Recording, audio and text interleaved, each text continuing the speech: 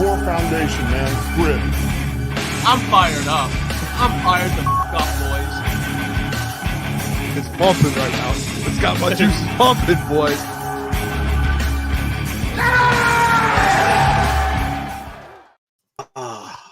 Man. Welcome to Crunch Time Sports. Jeff, Booner, Lukas, Gentry. It is trade deadline day. It has officially passed. And the Lions, they got better. They got better. And a trade finally happened today. I am so excited to break it down. And I got some things to say about it. We're going to have some guests on. We got Kory Woods joining the show. We got Jeremy Reisman joining the show. We got Scott Bischoff joining the show. We got some great guests. Trade deadline talk. Let's get it. I'm fired up for it. I'm fired up for it, boys. Hey, big day. Hey, as I heard a lot of people, big day to get out and trade for an absolute dog of a defensive line. Sure. An absolute great defensive lineman, boys. Detroit Lions. Hey, I said it yesterday, and people said, hey, Booner, maybe the odds already changed. That's why the Lions were. No, they went from plus 600 to plus 480 to win the Super Bowl because Brad Holmes put on the wizard hat and said, let me go cook real quick. I'm pumped up, boys. I'll tell you what.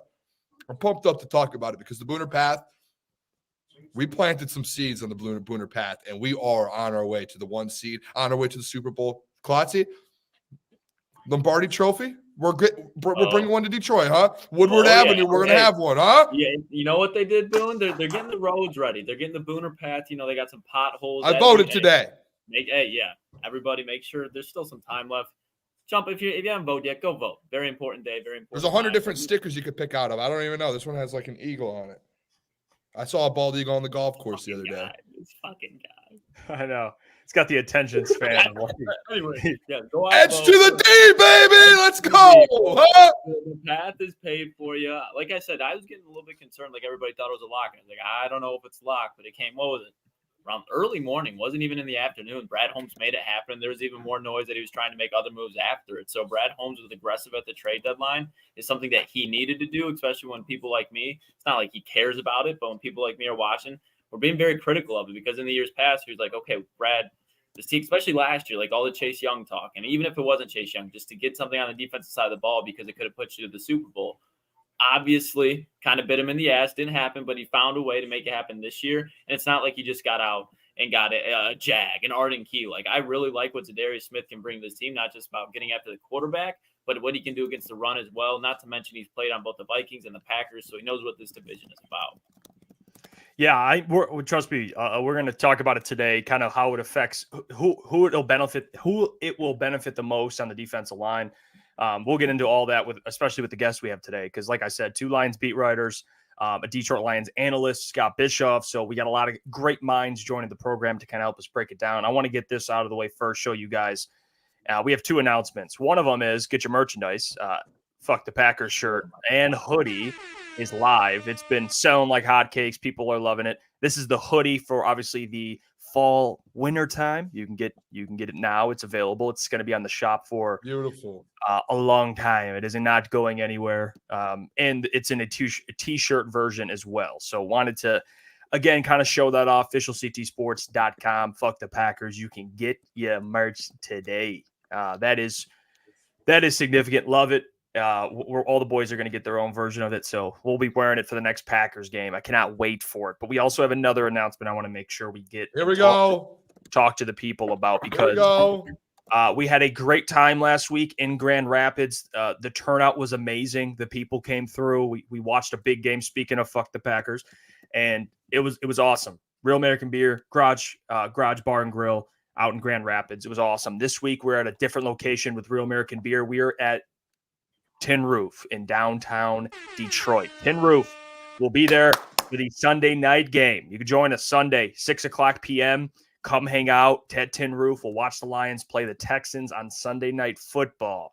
We will be down there hanging out, not as far as Grand Rapids. So come to Tin Roof and come watch the Detroit Lions open up a can of whoop ass. All right, that's what's going to happen on Sunday. Can I say this? We have the most prime spot out of anyone. The Tin Roof is the best spot to be. Home, away, any type of football game, it is the best spot to be, and we are going to be there. So, like the people who – I said it yesterday on the show because we knew this was coming. We were just waiting for graphics and everything to get pushed out. I said it yesterday. All the people who typically go to the football games and go to Lions games, season ticket holders, and you watch the show, you're a fan of the show, you want to be a part of this and see what we're doing – why not come watch the game on Sunday night? We're going to probably be live at like 6:30. I don't know, around there. I don't know why I started the letters or the number 6 there. Really struggled getting that one out. And then we're going to be live all the way to the post game. It's going to be a late night. We're going to be there till like 2 a.m., boys. But like if the Lions win, Kool-Aid chug outside. A lot of people in Grand Rapids got to see it for the first time. That'll happen. It's going to be a fun night. A Tin Roof. That's literally the best spot in Detroit for Lions games. The best spot. And we have it for the game. Right downtown, like you said, not a better place to be. The atmosphere, I cannot wait. If you're going to be down there, just show up. Just show up. Hang out with the fellas for a little bit. You're going to be downtown. We're right there. Can't wait. Can't wait. Going to be a great time. It's in the heart of the city. That's what that is right there. Yeah. That's what I'm pumped up too. Tin Roof's going to be a blast. It will. I cannot wait for it. Fellas are you know what we're trying out here. And big shout out to Tin Roof, honestly, and Pat from Real American Beer, helping us kind of put it all together. All right, making it all happen. But fellas, a lot of things transpired today. All right, in the league. Obviously, it's trade deadline day, so a lot of trades happen. The Detroit Lions made a trade. I had a Q&A stream earlier, which the turnout was amazing for that. We had like 500 people in there. People getting hype about Za'Darius Smith. People at work trying to find out what the Lions are going to do. And I put a poll in the chat, I asked the people, quite frankly, you think it's going to be more than one trade? And I said, no, I think it'll be one. A lot of people felt like it'll be two. We have the answer. It is one trade. It's Za'Darius Smith. And let me get the details so you guys can see it. And I won't mess it up this time like I did earlier. So that's on me. Lock in here with this one, Jeff. If you need me to read it, I'll read it for you. So, yeah, the Detroit Lions, they had conversations with the Browns, and I watched Adam Schefter on Pat McAfee, and he said that there was one point in time where the negotiations were kind of flat a little bit, but they finally got it done. You guys remember Browns wanted a fourth-round pick for Za'Darius. The Lions negotiated, and they gave up a 5th and a 6th, and they got Smith in a 7th. So not the 4th, but they gave up a 5th this year, 6th next year. And basically they, move back around, I guess, because they get a 7th. So, I mean, you move back around, it's basically a 5th, you get Za'Darius Smith. Like, this is a fleece job by Brad Holmes. You get a player like Za'Darius who's under contract. Yes, there is an out for next year, but you get him this year. You know how much they have to pay this year for Za'Darius? $600,000.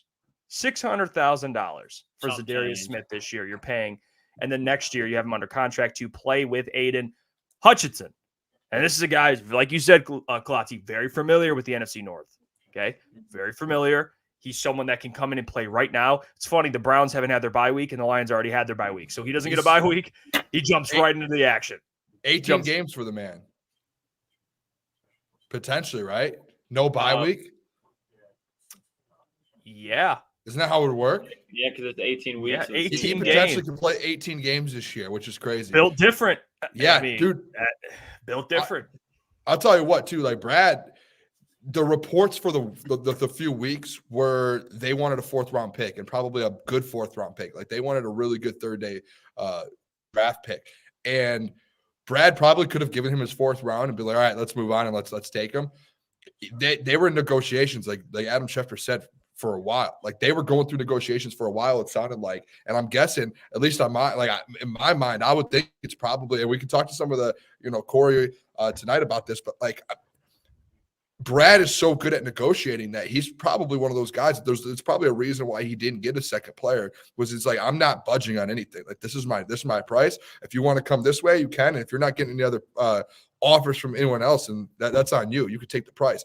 And like getting essentially just a draft, a pick swap for next year from, what was it, the 5th to the 6th to the 7th round, and then only having to basically give up a 5th round this year for that, like, that is a steal. Like, he went out there and got a steal, and you get him for next year. I don't know the exact pricing, and this is questions we can ask our guests today if someone might have an idea. I've seen people tweet out that next year the cap hit will only be $5 or $6 million. But then Jeff, when we were looking at it, it was like $11 million next year is the price. So either way, even if it's 11 next year, you have Za'Darius Smith for $11 million. You have Aiden Hutchinson essentially still on his rookie deal. He'll get extended, I'm sure, but that year is on his rookie deal. Like, that's insane. Like, that is unbelievable even for next year. So like, the people being like, you should have gone all in on Crosby for the future, for the next few years. Like, guys, you have the window this year to go get a Super Bowl, which I said without Za'Darius Smith, I felt you could have. Now you just upgraded. And then next year, that window even keeps going and gets better because you add Aiden Hutchinson to Za'Darius Smith, and you still have free agency and more draft picks. And, like, it's such a good move. I think we're going to do our grades later, so I'm not going to say what I give it a grade, but I think it was an unbelievable move by Brad. I knew, Klotz, remember you said 50-50 last night, and I said, Klotz, there was a 90% chance that Brad Holmes made a move, and I think it was just in case. I said it. If another team swoops in out of nowhere and says, we'll give you a third, just because they're desperate, like a 49ers or some desperate team that needed an edge rusher, that was the only thing that was going to stop something like this from happening. Yeah, it was a move that was needed because when you look at it, we've talked about this defense, not only in the run game, but most importantly in the pass game. Over the last couple of weeks, I mean, they have not been very good. They generated a pass rush of 30.6 win rate, which was 26th in the NFL. When you look at the offenses that they played, when you talk about going in the playoffs, you need a guy that can at least win one-on-one. So what he can do, Za'Darius, and the pass game is huge because he's a 3-time Pro Bowl. He has 65 sacks in his career. So he's going to win those one-on-ones consistently. He's going to help out DJ Reader. He's going to help out Alim McNeill. He's going to help out Jack Campbell. He's going to help out this whole defense. And for him to be able to set an edge, which he knows how to do, not only that, but when you look at the going forward for this Detroit Lions defensive line, you have Aiden Hutchinson coming back, obviously. But then when you look at, okay, what do we as fans talk about? Like, okay, it'd be nice to be able to add that veteran edge rusher just as a depth to help these players develop. And when you look at, okay, Marcus Davenport, injury-riddled player, we all said could be a great role player. He just got a major injury to his elbow, so he's going to be cheap coming next year. Where is he probably going to want to play in Detroit? So if you could have Za'Darius Smith starting and Marcus Davenport as a rotational piece, that's a huge plus for this defensive line room moving forward. Not to mention Brad's probably going to be adding to it anyways in the draft and free agency. So this is just a home run hit. Like you guys said, this is a steal because, yeah, he's 32 years old, but he's a power pass rusher. He's not a speed pass rusher. It's not like there's going to be a drastic decline where he's going to be losing a burst. Like, yes, he's going to be losing some steps, but it's not like he's just going to be falling flat on his face. Like, that's why – and he's not to the caliber of Calais Campbell, but what is Calais Campbell? A power rusher. And he's still very good in certain situations because he still just knows how to fundamentally play football and get himself in the right position. And that's what Za'Darius Smith is going to do for the Lions. Yeah, I mean, you look at the graphic here. This is what the defense, it's kind of shaping up right now. Let me pull this up. But you got Za'Darius, at least the D-line. Za'Darius, Alim McNeill, DJ Reader. And then you look at some of the other players they have. Like, again, is Za'Darius Aiden Hutchinson's replacement? No. What he is, I guess a good way to frame it would be he's Marcus Davenport's replacement. And then that's kind of what he is. And he's fine. He makes this line better. But I don't want people to think we're excited. But he's not going to obviously replace that role. He's just someone that can come in and to what you guys said, fill a role, be solid, know his job. And it's someone that AG doesn't necessarily have to worry about. Like, he kind of knows what he is. He knows what his role is. And I think, again, 5 sacks, it's first on your team if you take away Hutch. Like, he's, better than any player you currently have. He's on pace for double-digit sacks this year, which is huge. That's why I do think, Jeff, and it's not like I do think, and 2 players they don't have in that graphic is Levi Onwuzurike and Josh Pascal. And hopefully whatever's going on with Josh Pascal, hopefully everything's okay and he gets back. But, like, I think of it more like this. Levi O and Josh Pascal is your Marcus Davenport replacement. Za'Darius Smith is better than Marcus Davenport, in my opinion. I think he's there's a step above there. That's just me. Now, obviously, it's probably in between Hutch and Marcus Davenport, like that heavy middle there. So I would say, like, as soon as you get Levi O's going, and then you get Josh Pascal, you have that rotation, and then you have Za'Darius Smith. That's a good upgrade to have without Hutch. Like that is a very, very good upgrade. Like, you have a double-digit sack guy now on your defensive line for this year, and then you have those 2 guys on the other side. I think and then you have the 2 DJ Reader and Alim McNeill in the middle. Like, that's a decent defensive line. Like that, you can win a Super Bowl with that defensive line. Brad Holmes patched this thing together. I think it's good. I think we're good, fellas. Let's bring on Kory Woods because I know I hit him up today. I was like, Kory, join the show, man. I want to get your thoughts. Let's go. And Kory, and by the way, I want to say congratulations to Kory. I mean, the man's been grinding. All right, he's covering the Detroit Pistons formerly. All right, he's covering the Detroit Lions. He's doing his thing. He's crushing it. And now it's like he's like bouncing back and forth. I mean, he's doing both. He's doing one. He's doing the other. The man just does not stop. And they're both winning right now. We could hear from him. I know, him. right when they start winning, they take Kory away. It's kind of fucked up, if I'm being honest. It's kind of messed up. They take Kory away as soon as they win 3 or 4. But let's welcome in Kory Woods. Let's go. He covers the Detroit Lions and Detroit Pistons for M Live. Please welcome to the show, Mr. Kory Woods. Kory? Yo, what's the deal? What's the deal? They just had to take you away when they went 3 or 4, Kory. I mean, that's and they took me out right there. I'm like, wow, right after a Lakers win. That's how y'all do me. Okay. Well, Kory, this happened early.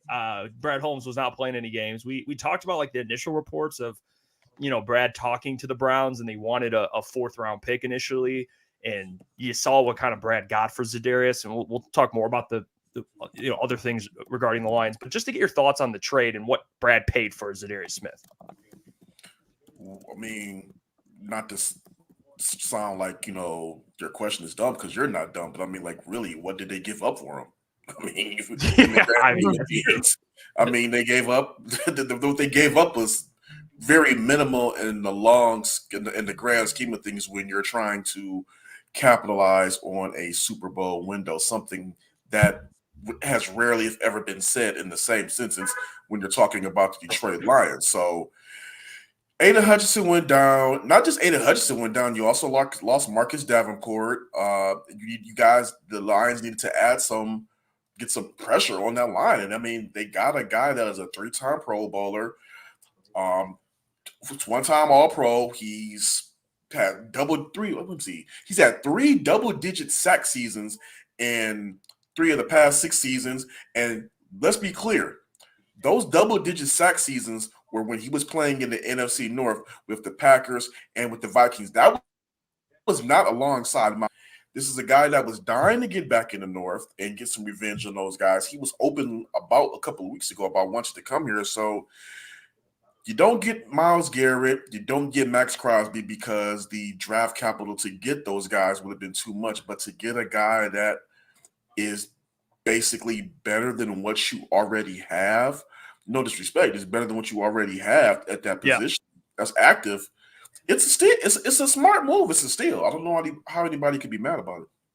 Yeah, Kory, how do you feel too just going forward with the defensive line? I was kind of, you might have heard before, but I was mentioning just before with, now you have, Za'Darius Smith. You have Levi O that's probably going to play at the other edge at points, and Josh Pascal and then the interior. How do you feel about the defensive line going forward? I know, obviously, and I see people still arguing in our chat and online about it. Like, you were never going to probably get back to the defensive line with Aiden Hutchinson as the level he was playing. But do you feel like they can get back to that defensive line and pass rush can get to the level when you do play, teams like Baltimore or in the Super Bowl, or the Bills in the Super Bowl, or the Chiefs? Like, do you think they can handle those teams with adding Za'Darius Smith?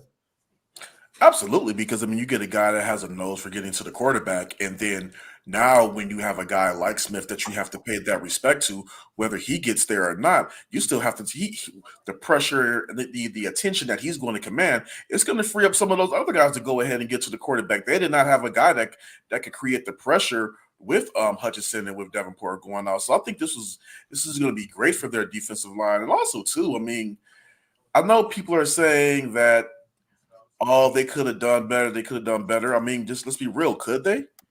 We've already heard that Brad Holmes was working the phone lines immediately when Aiden Hutchinson went down. And I think what people have to realize is that just because the Lions needed to add somebody doesn't mean they could add who they want. It takes 2 to tango. And you see how much hardball the Browns are trying to play with, letting go of Smith. So I think people need to, the people that do not like this trade, I think they need to relax and be a little bit more realistic about what was out there. This is not Madden. What did you want them to do? Trade 3 first-round picks for Max Crosby or that crazy trade we saw on ESPN with the several first-round picks in Jahmyr Gibbs for Myles Garrett. I mean, I don't know what people were expecting. I think this is going to be really good for their defense moving forward. Love it.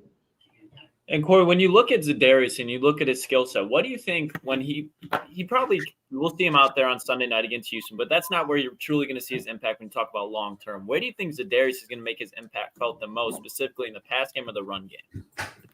I think he's going to make his I think the Lions' run defenses are, regardless of who they had out there, I think their run defense is still very respectable. I think he's going to make a huge difference in that pass game because, I mean, with Aiden Hutchinson gone, they were not able to generate any pressure at all. I mean, when you have Mason Rudolph running up the field, my God, I mean, and then you have Jordan Love, who is basically on – I mean, he says he wasn't injured, but, I mean, the guy looked very hampered with that groin injury still, and they were still unable to get pressure on the QB. So, I mean, he's definitely going to come in and rectify that because it's been bad ever since the Hutch went out the lineup.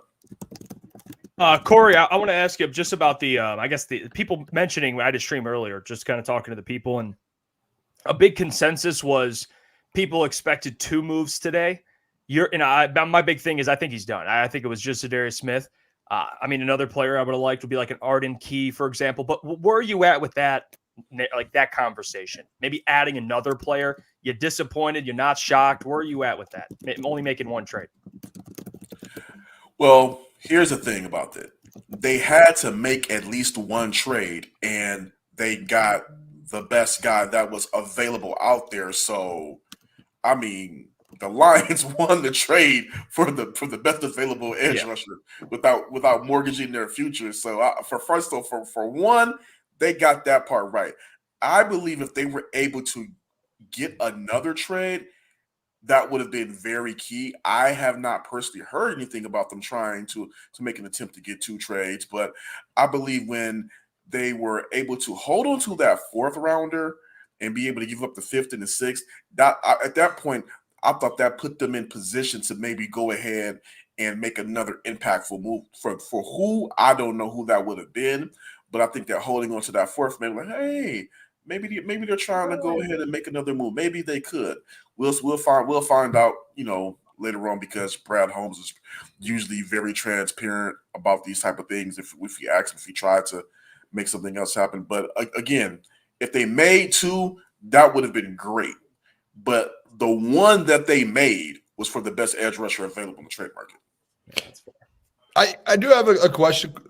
Kory, when it comes to like the AG stuff, because I think AG like the last couple days, or not days, weeks, and even months, you could even say to end last year, he was an elite DC when it comes to finding these schemes to stop, especially with what he's been given. And then when Hutch goes down and you lose Brian Branch in this Packers game, like, can I get just a confidence level of you? Because I know, like with Za'Darius, again, it's like back to the last question I had. It's he does add a lot to your defense, but obviously you don't get back up to that level. Do you like full trust in AG? Because I personally do, and I know there are still fans out there, Lions fans out there, who are still like, can he do it for the whole year with what they have with the pass rush? The rush defense has struggled a little bit. Do you have faith in AG that he's going to be able to figure this thing out going forward? I guess not figure it out because he already has figured it out, but consistently like maintain it. I apologize for that. No problem. We'll see. I will say that if you have to go off the body of work right now, the Lions were still manufacturing turnovers in lieu of being able to generate pressure. So now you add that on there, it can only be a plus. I mean, right? And they're also still going to be going out and scouting these practice squads to be able to probably add more talent. So, I mean, I think I think AG's in a good spot. You have to really commend him for the coaching job that he's done. I mean, to lose what Aiden Hutchinson was on a defensive player of the year tangent, run, whatever you want to call it. He was having that type of season. And to lose him like they did and to be able to still adjust on the fly week after week and find ways to be able to get stops and key stops when needed and be able to generate turnovers, you have to commend AG for that job. And you also have to commend the Lions for now knowing that AG was just trying to figure out everything on the fly and got him some help on that line. It kind of ties in with the AG. He's obviously got to build the scheme. Is there a certain player, Kory, you think outside of this defensive line that's going to really benefit from having Za'Darius Smith added into this defensive front? I think the secondary is going to definitely benefit from it. I mean, the Lions like to try to play man coverage, so I think being able to have a guy like that can go ahead and generate pressure is definitely going to help at that secondary. Definitely going to help a guy out like Terrion Arnold, in my opinion. Yeah, I mean, Kory, it's exciting. I mean, I've been asking for a move. It was made. I know Lions fans are excited. Although he's not Aiden Hutchinson, he could still certainly help. So, you know what? Let's keep this thing pushing. Let's get the number 1 seed so this man can get a freaking buy. Because here's the great thing about the deal too is like you can the 2025 is not guaranteed. So if it does not work out after this, you can get out from this deal after the season. Then if you decide to keep him around next year, he has a $5.5 million cap hit. I mean, it's I don't know what Lions fans are wanting. I mean, obviously Max Crosby or Myles Garrett would have been the home run. That would have been like the perfect situation, but you still got a quality guy that fits what they're trying to build in Allen Park. And then on top of it, there's a video that surfaced after Sunday's game, Browns game, where pretty much I'm assuming his teammates knew he was out the door. They all spoke glowingly of him. You have a guy that's a consummate teammate in this Lions locker room coming here, wanting to be here. I mean, I don't know. Make it make sense if you're mad at it. I had people telling us that there. No deal will be made. It's Brad Holmes. He's not going to listen to the national narratives. He's just going to a fucking deal is going to be made. All right. It's not even about listening to. It's not even about listening to the national narrative. It's really just about Brad Holmes has built a Lions team that none of us have pretty much seen in our lifetimes. And this guy, I don't know why people thought that he would sleep at the wheel. Can you say yes? Last year was maybe a misstep by not going and trying to get a guy like Montez Sweat or Chase Young. Yeah, you can say it, but that also shows that, hey, we had confidence in our guys and that they were going to be able to go ahead and compete and live up to the standard. And to, whether by hook or crook, they still made the NFC Championship. This time around, it was very obvious, even in their wins, that they needed to add to that defensive line, add somebody on that edge rusher. And what did he do? What did Adam Schefter immediately after Hutch went down? He was working the phone lines, but people thought he was asleep because he's not leaking stuff to the media like some teams do. That just means the Lions run a tight ship. Yeah, I love that. That's how it should be. Yeah. Well, Kory, keep up the great work. Hey, I mean, and shout out Kyle Meineke. I know he's kind of hanging it up. He's some huge shoes. Talk about huge shoes to fill. I don't even think I can fill those. I'm just going to try to do my own thing. That's all you can do, Kory. You got our support, my man. You keep up the great work. Sure. Hopefully the Pistons win some more games here. I know you won't be there, but you know what? You're doing a hell of a job. I'll be back after the season. The Lions season is over. So hopefully for you guys and everybody in Michigan, that means I'll be back well after February. Yeah, we'll be covering a playoff team. We'll see. Kory, we'll talk to you soon, my friend. All right, see you. Appreciate you, Kory. Kory Woods, the man. Always joining the show, always supporting the fellas. And we have another guest coming on here, Scott Bischoff, who does a great job. You know what? We have trade deadline Tuesday, man. Let's go. We've got guests coming. I love this.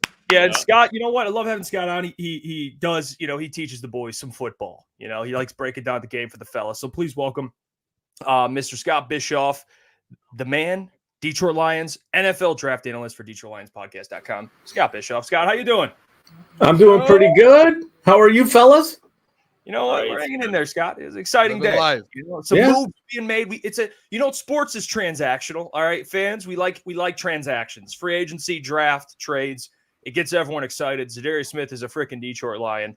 I do want your thoughts on Za'Darius and kind of the effect, I guess your thoughts on the level of player he is, what he can still contribute, and just kind of how he affects this defensive line and how he improves this defense. So he's 32. He is very physical with his hands. So that's kind of how he wins as a rusher. And he's an all effort player. So, it's not like he's taking time off or that kind of stuff, but he is not like the most bendy, quick get off kind of player.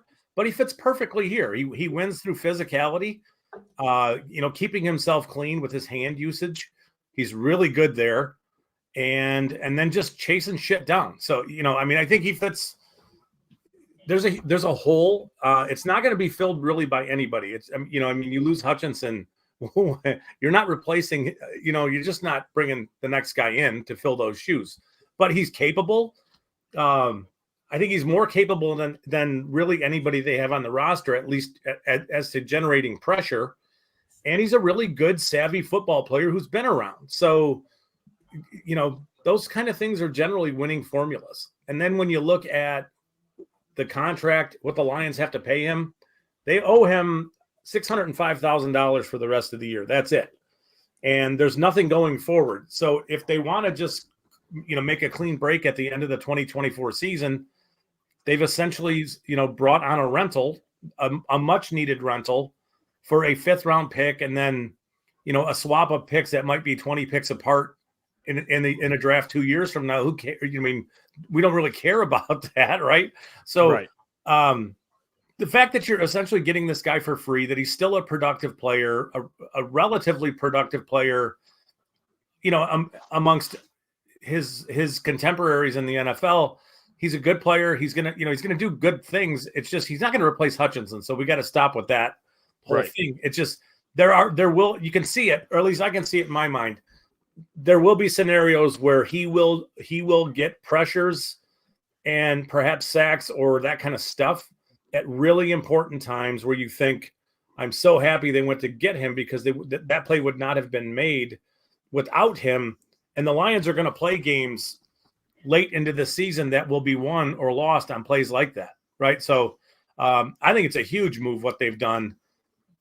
And with all the players that were available now, I don't think Myles Garrett was ever available or Crosby. And as much as I wanted Trey Hendrickson to be a thing, I don't think he was ever available either. So of all the guys who were available, the Lions end up getting him for next to nothing. And he's a really good fit here. So, great move. Super happy about it. Yeah, and Scott, just looking at the addition just to the rest of the defensive line, that's how I've been kind of looking at this and basing it the whole time. Like, how can we get production adding him to this? What are your thoughts the way, now that they've built this without Hutch, you have Za'Darius, DJ Reader, Alim, Levi, and Josh. What are your thoughts on, can these guys produce pressure? Do you think that they'll be able to put this thing together and all kind of come together to patch this thing up going forward? Yeah, I don't think it's going to be the same as it was. And what I mean is, I don't know that they're going to be able to rely upon 4-man pressure as much as they wanted to, because I want to say Hutchinson is still 3rd in the NFL in pressures, and he hasn't played in a month. Because he was getting so many of them. But I don't think. I think they're going to, let me just answer it as simply as I can, because I'm going to say something stupid if I don't. 4-man pressure is great if you can get home, because it leaves more players in coverage. I don't know that they're going to get there with 4-man pressure as much as they would have, if it were Hutchinson. They'll get there at times, but I do think that they're going to have to blitz here and there. They're going to have to do things, where you can confuse a quarterback a little bit and make him hold on to the ball just a touch longer.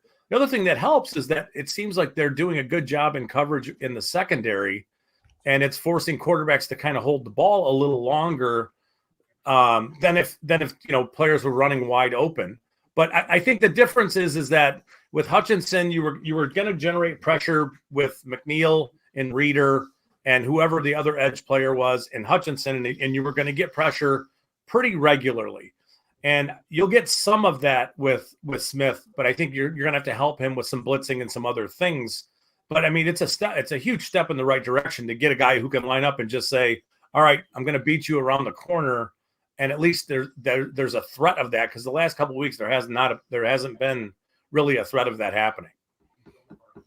And Scott, something that I definitely am happy that you're on here to talk about is we know what Za'Darius is going to do, and we expect him to do in the pass game. But over the last couple of weeks, you can see the run defense of the Detroit Lions get picked apart at sometimes. What is Za'Darius Smith going to bring to this Detroit Lions as far as stopping the run as well? So, he's going to set an edge, a real firm edge for you. Sometimes players struggle to do that. If their sole intent is to get up the field and to get sack numbers and all those kind of things, they lose the ability to play run defense, sound run defense, and sometimes they'll set a soft edge or they just won't do it. He will. He's big. He's physical. He's got heavy hands. He plays a big man's game. So if you're running to his side of the ball, he is going to set an edge. He's going to be exactly where he's supposed to be. Linebackers can trust him not to get washed out of his gap or get blown off the ball. So it'll make the linebackers' reads significantly easier because they know he's going to be anchored up, exactly where he's supposed to be on how they fit things. And that's a big deal. I mean, go back a few years ago when, this is embarrassing. A Florida linebacker, first-round pick, Jared Davis. Oh, God. Oh, God. A little bit of a dog chasing cars at times, but a lot of it was because the tackles and interior defenders in front of him were getting moved. They were getting blown out of their gaps. So it was really hard for him to determine where am I supposed to be? Because, pre-snap, I'm supposed to be on A'Shawn Robinson's right shoulder, but now he's in that gap and I need to replace him, do a little player exchange thing there, but it doesn't always work great. So you want your defensive interior guys to hold up so linebackers can fill the right gaps, right? He is definitely a player who's going to make it easier for the players around him to read what he's doing, hold up against the run. Doesn't mean he has to make the play. He doesn't need to make the tackle, but he can facilitate it. So if they're running towards him, he might be the guy that forces everything back inside to where Campbell and Anzalone and the other guys are coming from, and it's a 1 yard gain as opposed to, he gets too far upfield and it's a 5 or 6 yard gain. He doesn't do that kind of stuff. So he's a very sound, steady, disciplined player. He's a good player. He's a great fit for where they are right now. Yeah, and Scott, one thing we talked a lot about after Hutch went down is kind of the role Alim McNeill will have. And you watch that Packers game, and it was clear Alim McNeill was wrecking. I mean, he was trying to game wreck, and they simply double teamed him and said, you know what, someone else beat us, and no one could. That was the issue. Yeah. What kind of effect will this? And of course, DJ Reader is a walking double team because he's a massive human being. But what kind of effect will this have on Alim McNeill, and vice versa? Alim helping Za'Darius.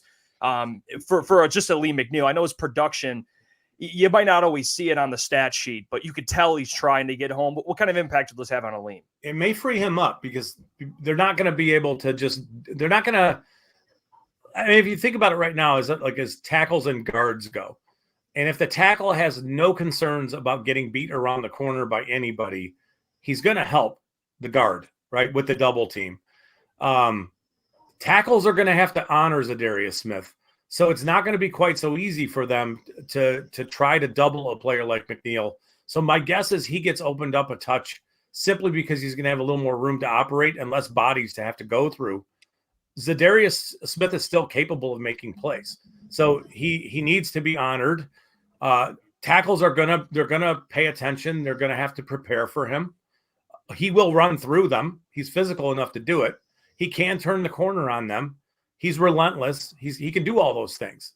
It's just he's a 32-year-old doing it. So, right. Is he more limited now than he was a few years ago? Yeah, but I mean, the shell of what's there is still a relatively productive player, specific to what the Lions are needing, which is anything, right? So, I love the move. I think there's nothing to. I mean, it's a free. You get this player essentially for free. And it's almost, I don't want to call it a tryout because you know what he is already. But you looking forward, it's like if he works, he would be the perfect player opposite Hutchinson because he can win too. So it doesn't have to be Max Crosby and Hutchinson. Za'Darius Smith might work out fine. It could work out great, and they could redo his deal and make it more friendly for them, give him a little more money up front. But however they want to do that. Obviously, he's got to play to a certain level to get there first, but there's no reason he can't, right? And he's a good football player. He's been a good football player for a while. Hey, it's Scott. We talked about the draft with you a lot too, and obviously when you come to the trade deadline, it's Brad Holmes considering his draft assets and what is he willing to give up. And we saw today, obviously, when this all goes down, the swap essentially for next year and then the 5th round this year. Going into this year, because I know when you look at it, like in this team right now, obviously offensive line depth is probably something going into this draft. You're looking at edge rushers as for the Lions team specifically. Do you think Brad really took into account, like, hey, this is what a draft class, like, what does the edge draft class look like this year? And then especially when you get into the offseason, if like, hey, we can move on from Za'Darius Smith after giving up the 5th or keeping him, or kind of finding someone in the draft to go across from Hutch. What does that look like, at least in the mind going into the draft and giving up assets? How did you look at it like that? Well, so they're in a situation where, they are Super Bowl bound if things go well. And you don't always find yourself there. So are you willing to give up, a 5th round pick in what I would consider to be maybe a bit of a down draft? Yeah, you can find gems that late, but are you willing to give that pick up to bolster your chances to get to a game like the Super Bowl? And I would say, so I'll just put it this way. Last year, I did not want them to go after Montez Sweat or Chase Young because I just didn't think it made sense for where they were. This year, I wanted them to go find a defensive player because of Hutchinson's injury, but other reasons too.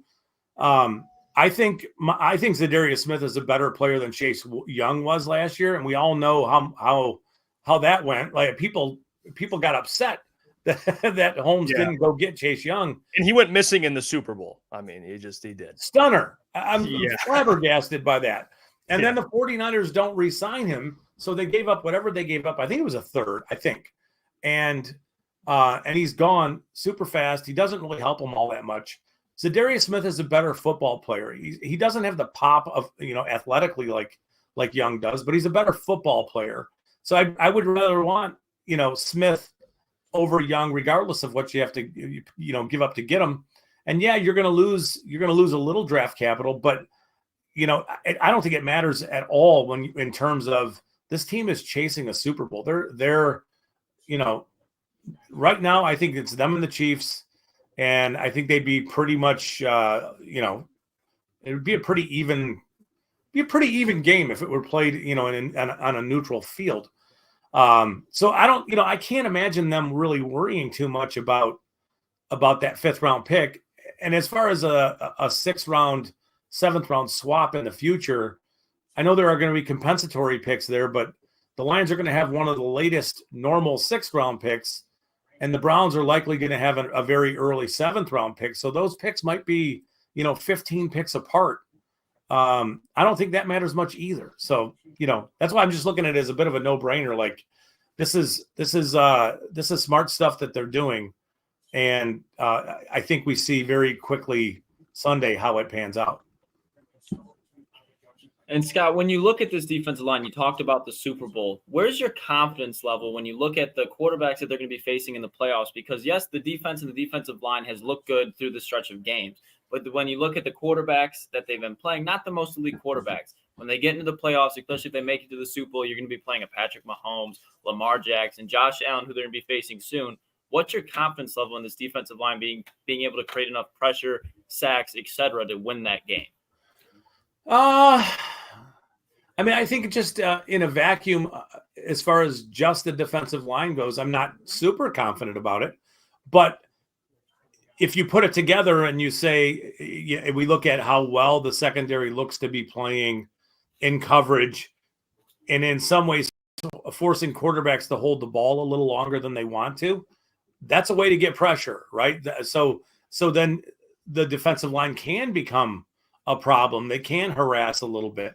But I don't have great expectations that the Lions are going to line up, with 2 defensive ends and 2 interior tackles and get home super fast like they were doing earlier this year with Hutchinson. I'm not sure that's how it's going to go. It's going to be more of a group effort surrounded by their ability to pressure. And because right now they're going to be more of a squeeze, maybe squeeze the pocket and get the quarterback off of his landmarks, maybe on the move a little bit. I don't know that they're going to get home super fast, but as long as you can hold up in the secondary, all that's fine, right? Like it doesn't matter how you slow an offense down if you can do it, right? So in terms of missing Hutchinson, they may ask different disguised formations and schemes out of the back end of their defense, which will allow the defensive line to get home.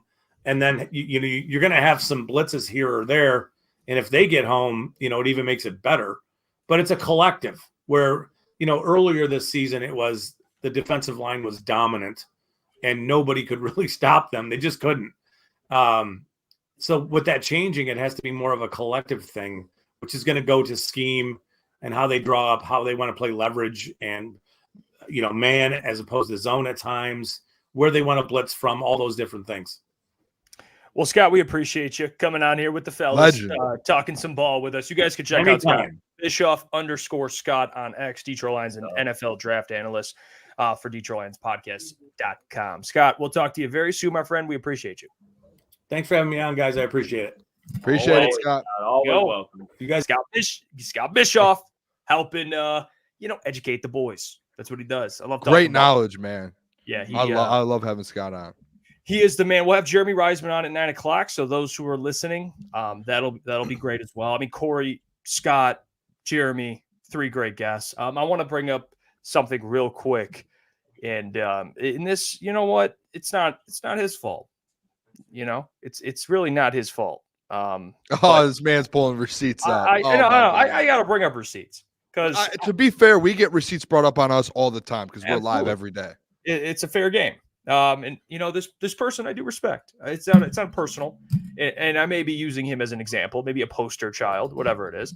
But guys, we're gonna have to start holding some people accountable here. I mean, Hakeem the Dream said this yesterday. Shout out to Hakeem the Dream. And this is referring to the make a trade.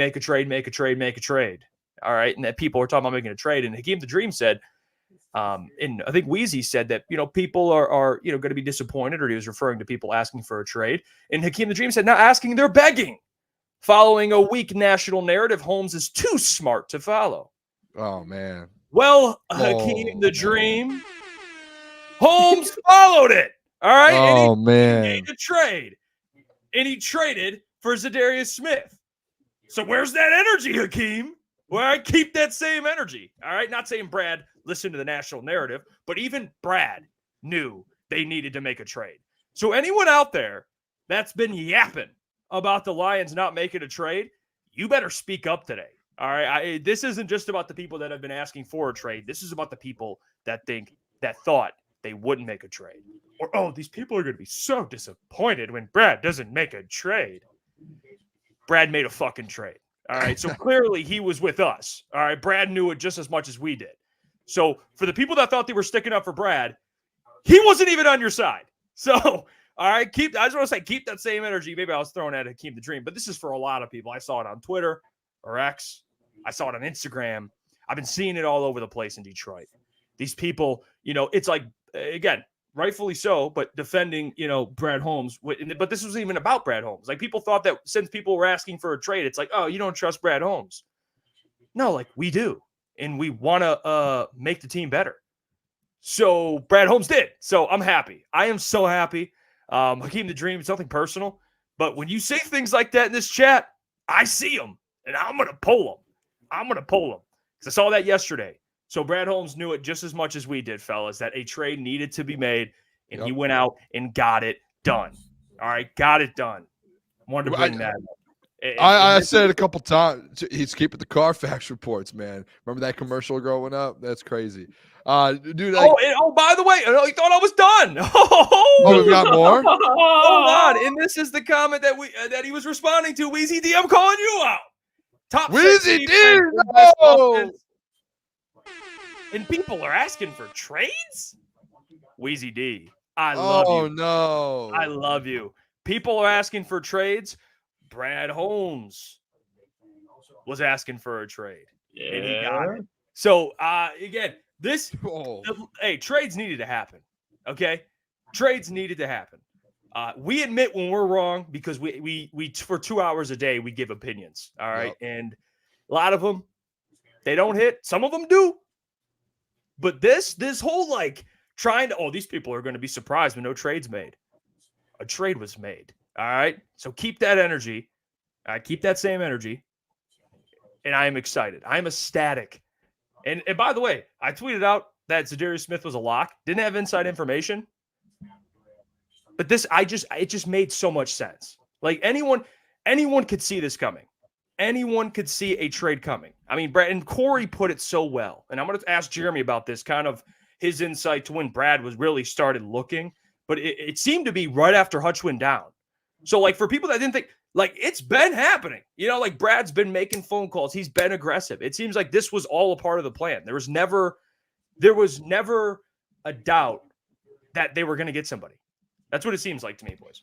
Listen, this is the thing, too. And then there are the people, too, and I saw on Twitter a lot, to where they're like, we don't think the Max Crosby, all that stuff's realistic. We could stop with that in there. Guys, Brad Holmes was calling for those guys. He was it was realistic. Like, he was making phone calls. That wasn't some, it was a dream. He had to have them, but, was it impossible? No, he was making the calls. So, yeah, guys, Brad was always going to make a trade. And for people who didn't think it was going to happen, there's this thing. Klotz, this is where we had the conversation yesterday where I'm like, can they win a Super Bowl if they don't make a trade? I thought yes, and I still believe if they didn't make a trade for Za'Darius Smith, yes, you can sit there and you can still win a Super Bowl. But the percentages they're not on your side. And guys, and Weezy D, this is where I'll connect you. I'll correct you on this one. I didn't come to my senses saying that they weren't going to make a trade. I said there was a 90% chance that Brad Holmes goes out there and makes a trade. It was a 90% chance. Now, if they didn't make the trade, did they still win a Super Bowl? Yeah, they go win a Super Bowl. They have the best team in the NFL. But go look at the Chiefs. When you have a chance to go win a Super Bowl and make a run like that, and you're one of the best teams in the NFL, when you have slip-ups on your team and parts on your football team that need to be fixed, look at the Kansas City Chiefs. They lost a couple receivers. What did they go do? They went and got DeAndre Hopkins because they knew, hey, at some point, this can hurt us in a game. We might go up against the defense, and if we don't have our top receivers, we're going to be in a tough spot to win a football game. And guess what they did? They got DeAndre Hopkins. For the Detroit Lions, it's, hey, we lost our best player on defense. What do we need to do? We need to patch this thing up. They were always going to make a trade. That was why in yesterday I was like, I'm not going to argue. I didn't want to have this conversation with because it was they're always going to make the trade. The hypothetical of them not making it and still making the playoffs was never existent because they were always going to make a trade. It was always going to happen.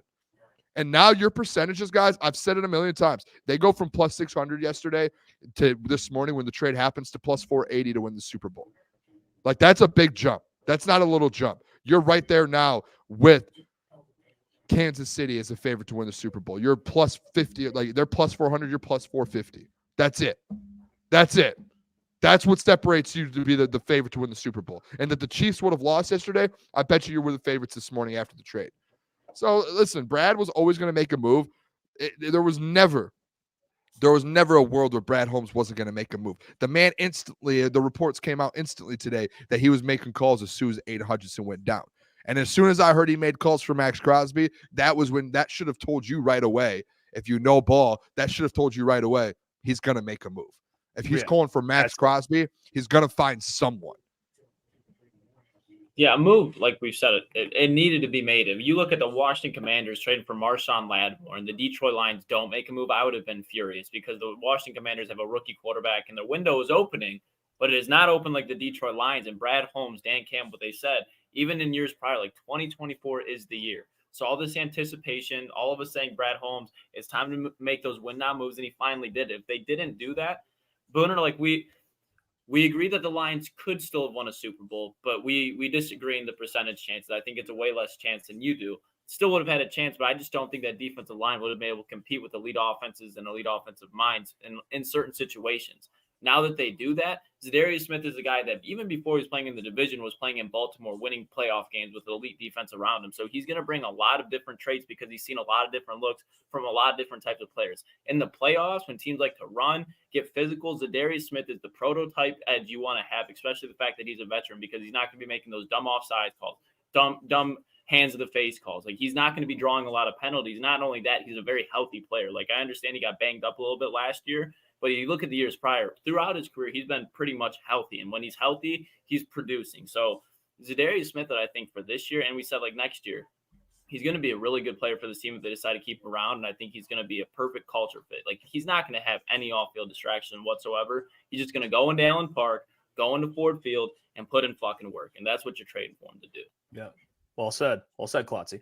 I see this True Teller.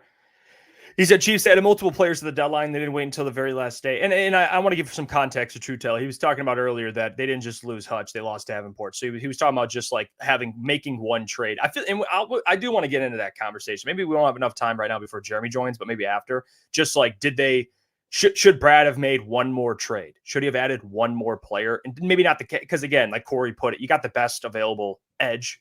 Available, keyword, edge. Max Crosby, Myles Garrett, not available. So, yeah, like they did that and they fleeced the Browns.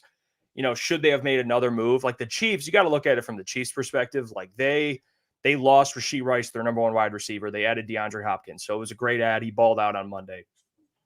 Josh Uche, they did need some help.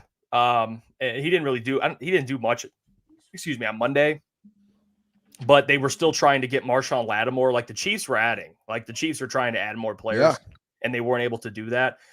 So although I said earlier I didn't think they would make another move, there is a part of me that does maybe sympathize is the wrong word, but like feel where people are coming from with saying they probably should have added just one more dude. You know, like I don't hate it. I don't hate that take. To that though, Jeff, we're off on that. No, I don't think you are. I just think like to that point is like the other players that were on the move, like Aziz over in New York, those Titans players, there's like 3 or 4 of them that were in trade talks. I think like when you do look at it, guys, like I think it would have been nice, like 100%. You can, especially in a position that you're in with your D line and the edge, like you can always use an extra body, especially after losing Hutch. Like you could use 2 guys. What we all would have loved that, yes. But I think like the asking price for them, I just don't think it was worth it. And I think like a good telling point by that is that it's not like those guys got traded to other teams. Now, if like the Eagles swooped in or the 49ers swooped in or the Commanders did or the Chiefs, if one of those teams swooped in and ended up getting Aziz or ended up getting one of these guys, Arden Key or whatever his name is in Tennessee. Like if you would have got one of those, then you would have been like, okay, and you saw the price and you're like, oh, Brad, we probably should have done that. Then it's a scenario to where it's like, but like since literally none of those guys that were in those conversations ended up getting moved, like the best edge rusher that was moved in this cycle was Za'Darius Smith to the Detroit Lions. So you got the best available player that was going to ended up getting traded, and that was in trade talks. And then those other guys, like not one other team ended up budging and trading for one of those guys. No one. Like that was the conversation. As soon as Za'Darius got traded, the big conversation from I think like 11 today until 4 p.m. was I kept seeing pop up all these edge rushers that were in conversations, and all these teams that I saw the Eagles popped up, that Howie Roseman was looking for edge rushers. All these teams are looking for edge rushers, and none of them really got moved today.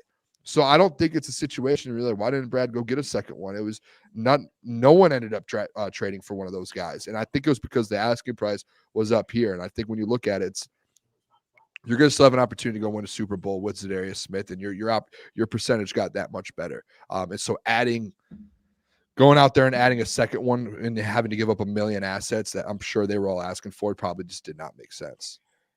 Well, we have the perfect person to kind of ask and kind of pick their brain. And he freed up some time tonight to join the fellas. The man who does a great job with Pride of Detroit, covers the Detroit Lions. I know he had a busy day.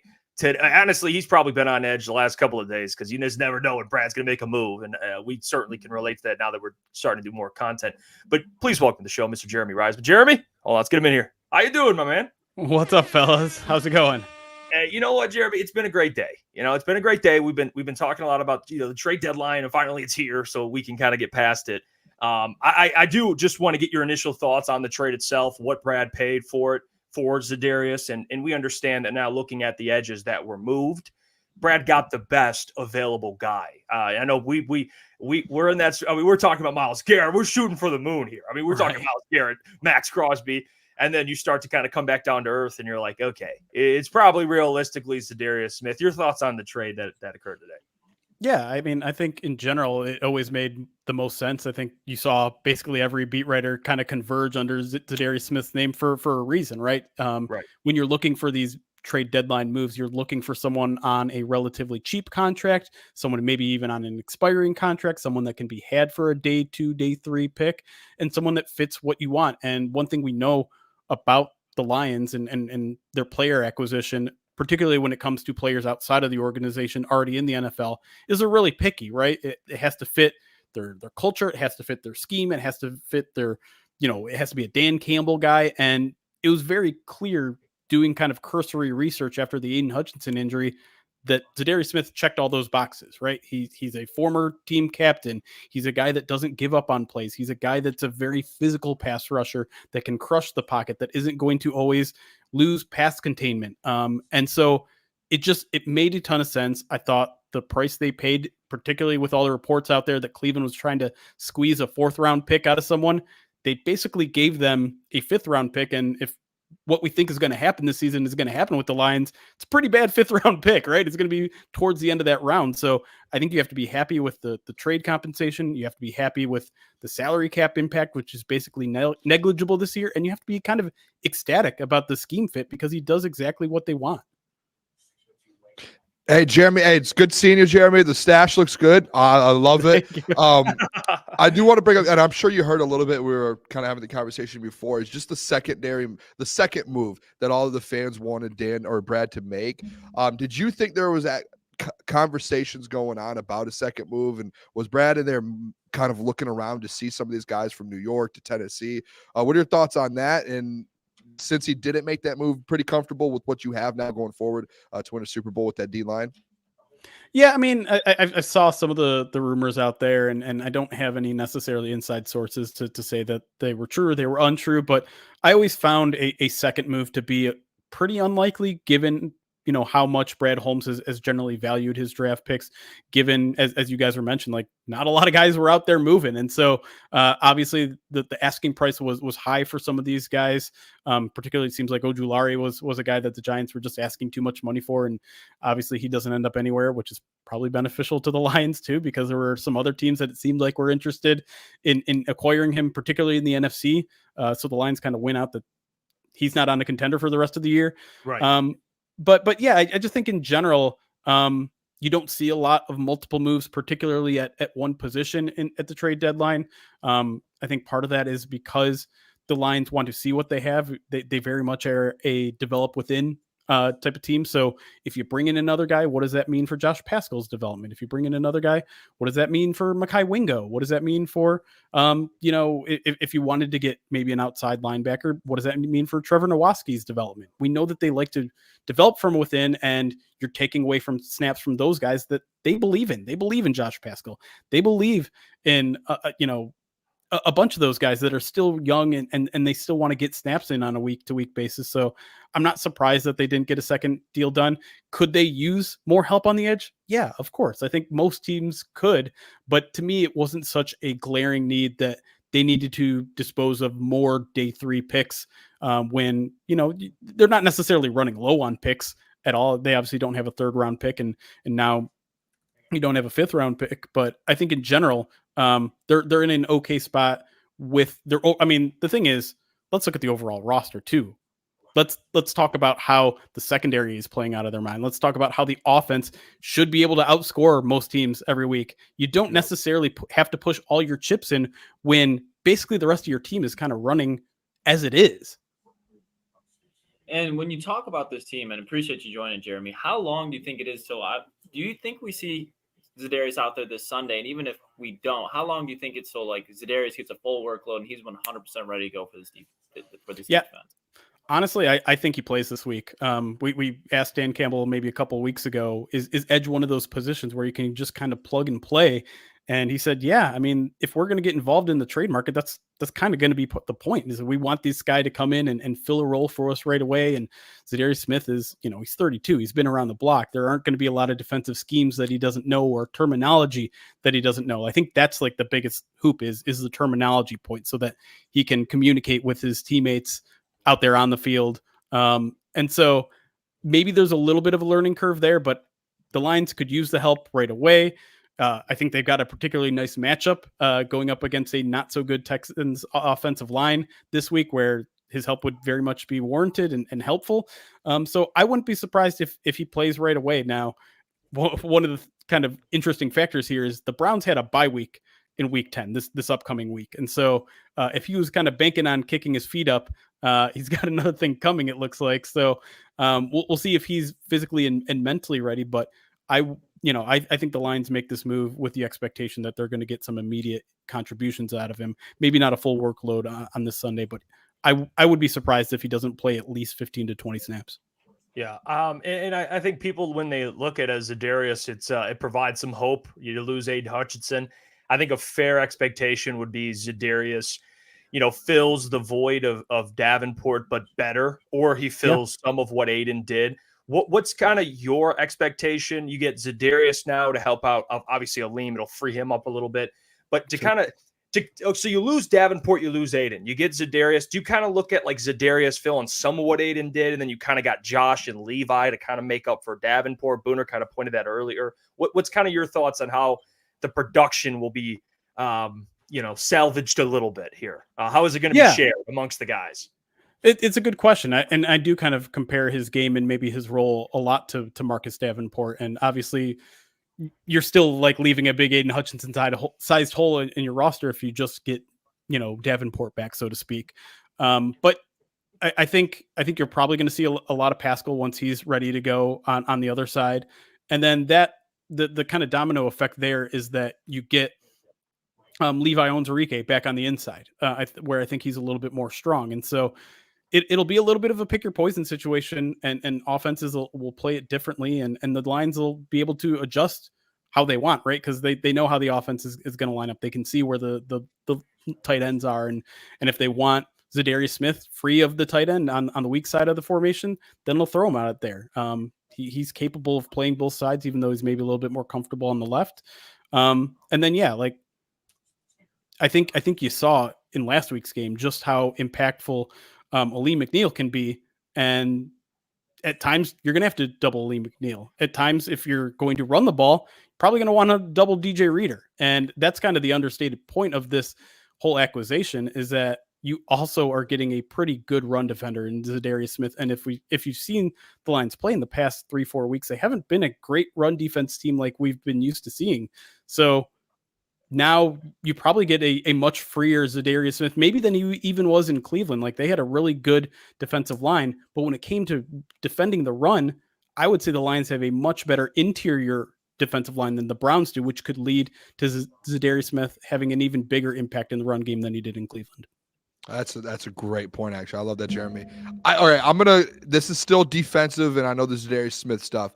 One thing, though, the last couple of weeks I've noticed is Jack Campbell. And I know you brought up outside of the defensive line, like the safeties have been elite. The corners have been getting better. The interior D-line. But, like, this linebacking core, I brought it up on our show the other day. I give away Kool-Aid jugs, which is basically the game balls.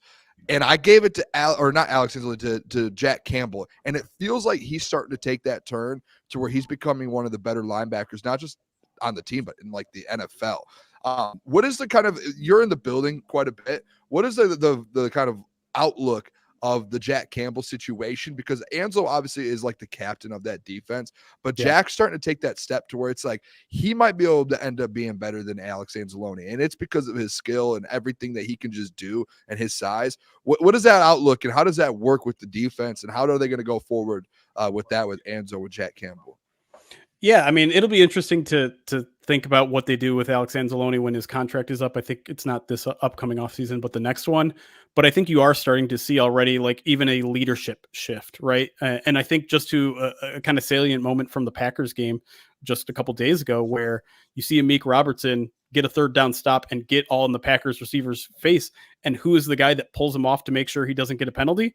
It's Jack Campbell. He's right there kind of being the heart of that defense. And I think one of the coaches even referred to Jack Campbell as the heart of the defense now. So that transformation is definitely coming, and the production is coming with it. I think he's been phenomenal in the run game, even though the Lions have taken maybe a little bit of a step back there. I don't think it's been on him necessarily.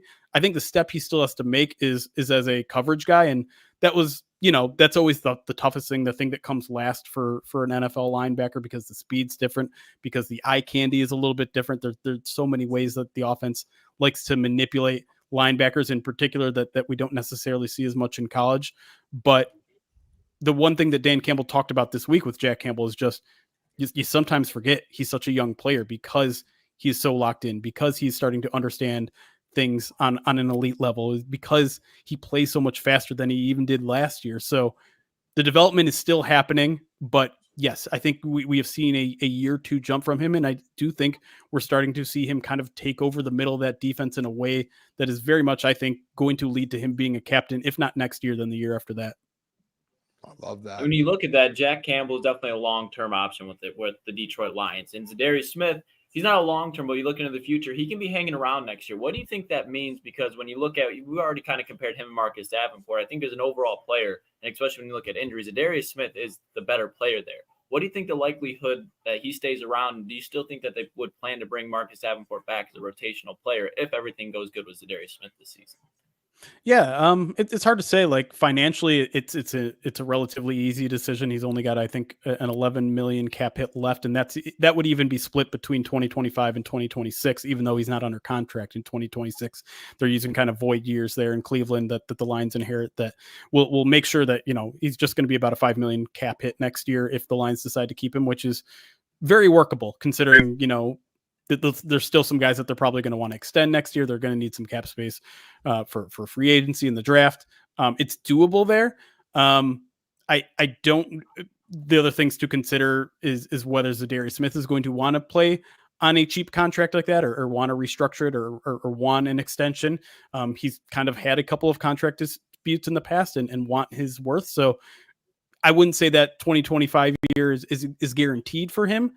And then when you throw Marcus Davenport in there, I mean, he's exactly what they want in a player, but he has proven to be untrustworthy over the past 3 or 4 years, just in terms of his injury situation. So he certainly can't be plan A, but if Za'Darius Smith is in town, could he be a valuable plan B that comes, I have to imagine, at a relatively cheap price as well?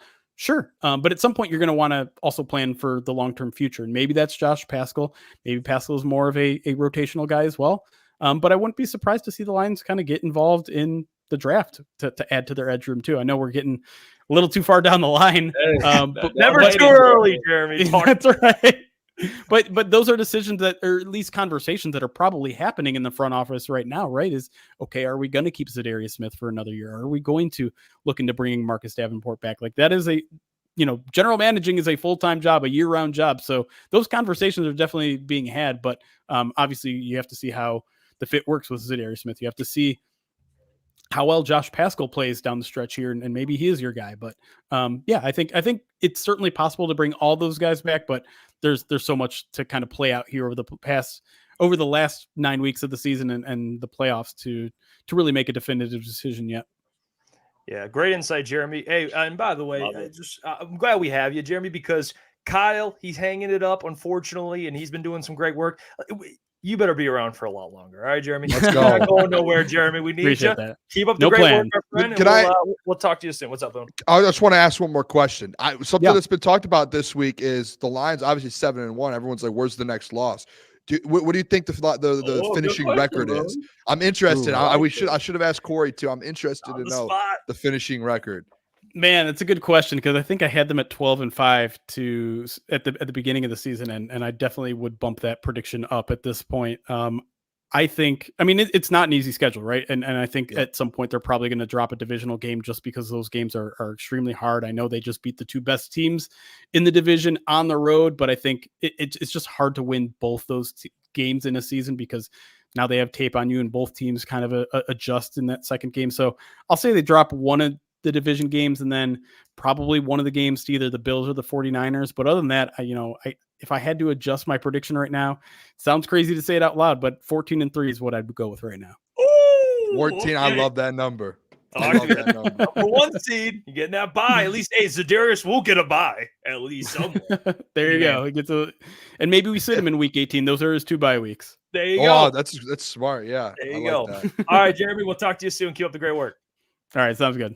There you Appreciate go. it, Jeremy. Reisman, proud of Detroit, joining the program to talk some NFL trade deadline with the fellas. Appreciate him. It's always good having Jeremy on, man. He just gives great insight. I mean, different perspective always. It's great.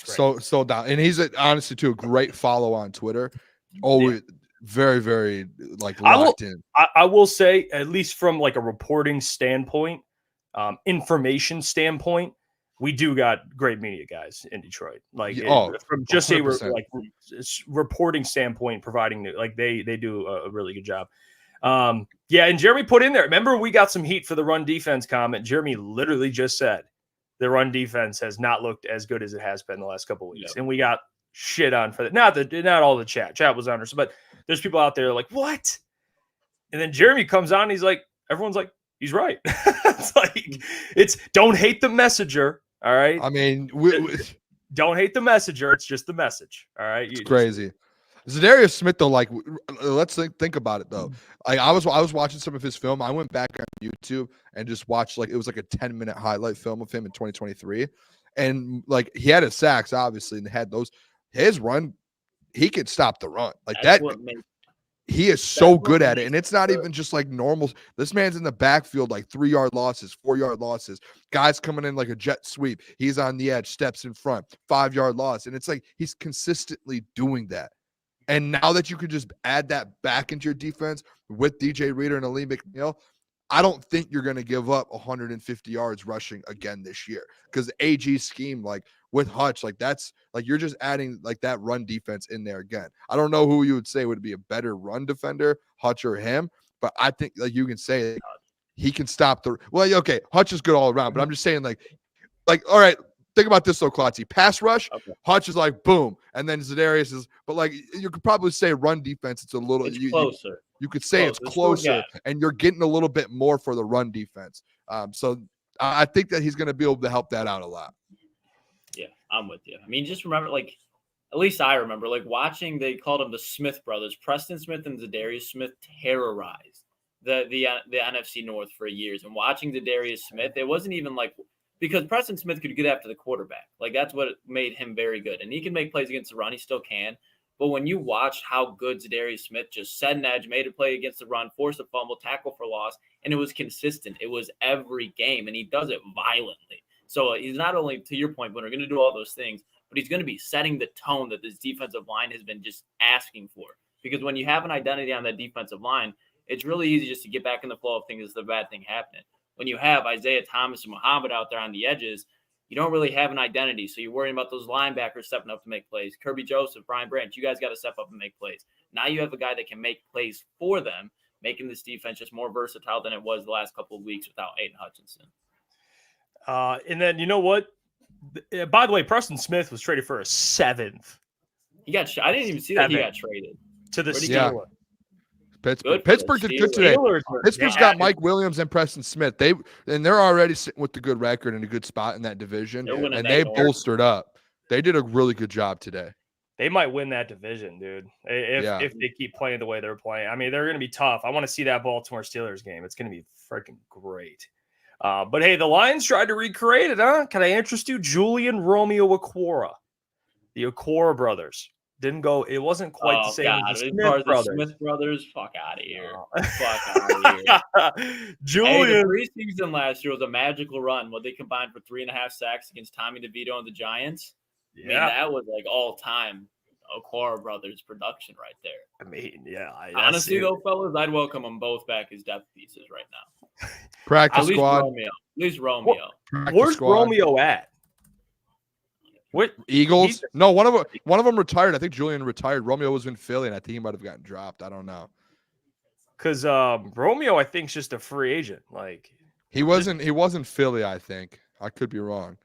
All right. I don't know, dude. I'm kind of over. Last year really hit those Julian two. was in Philly, I think. Okay, then Julian. Romeo might have retired. One of them retired was from it? football.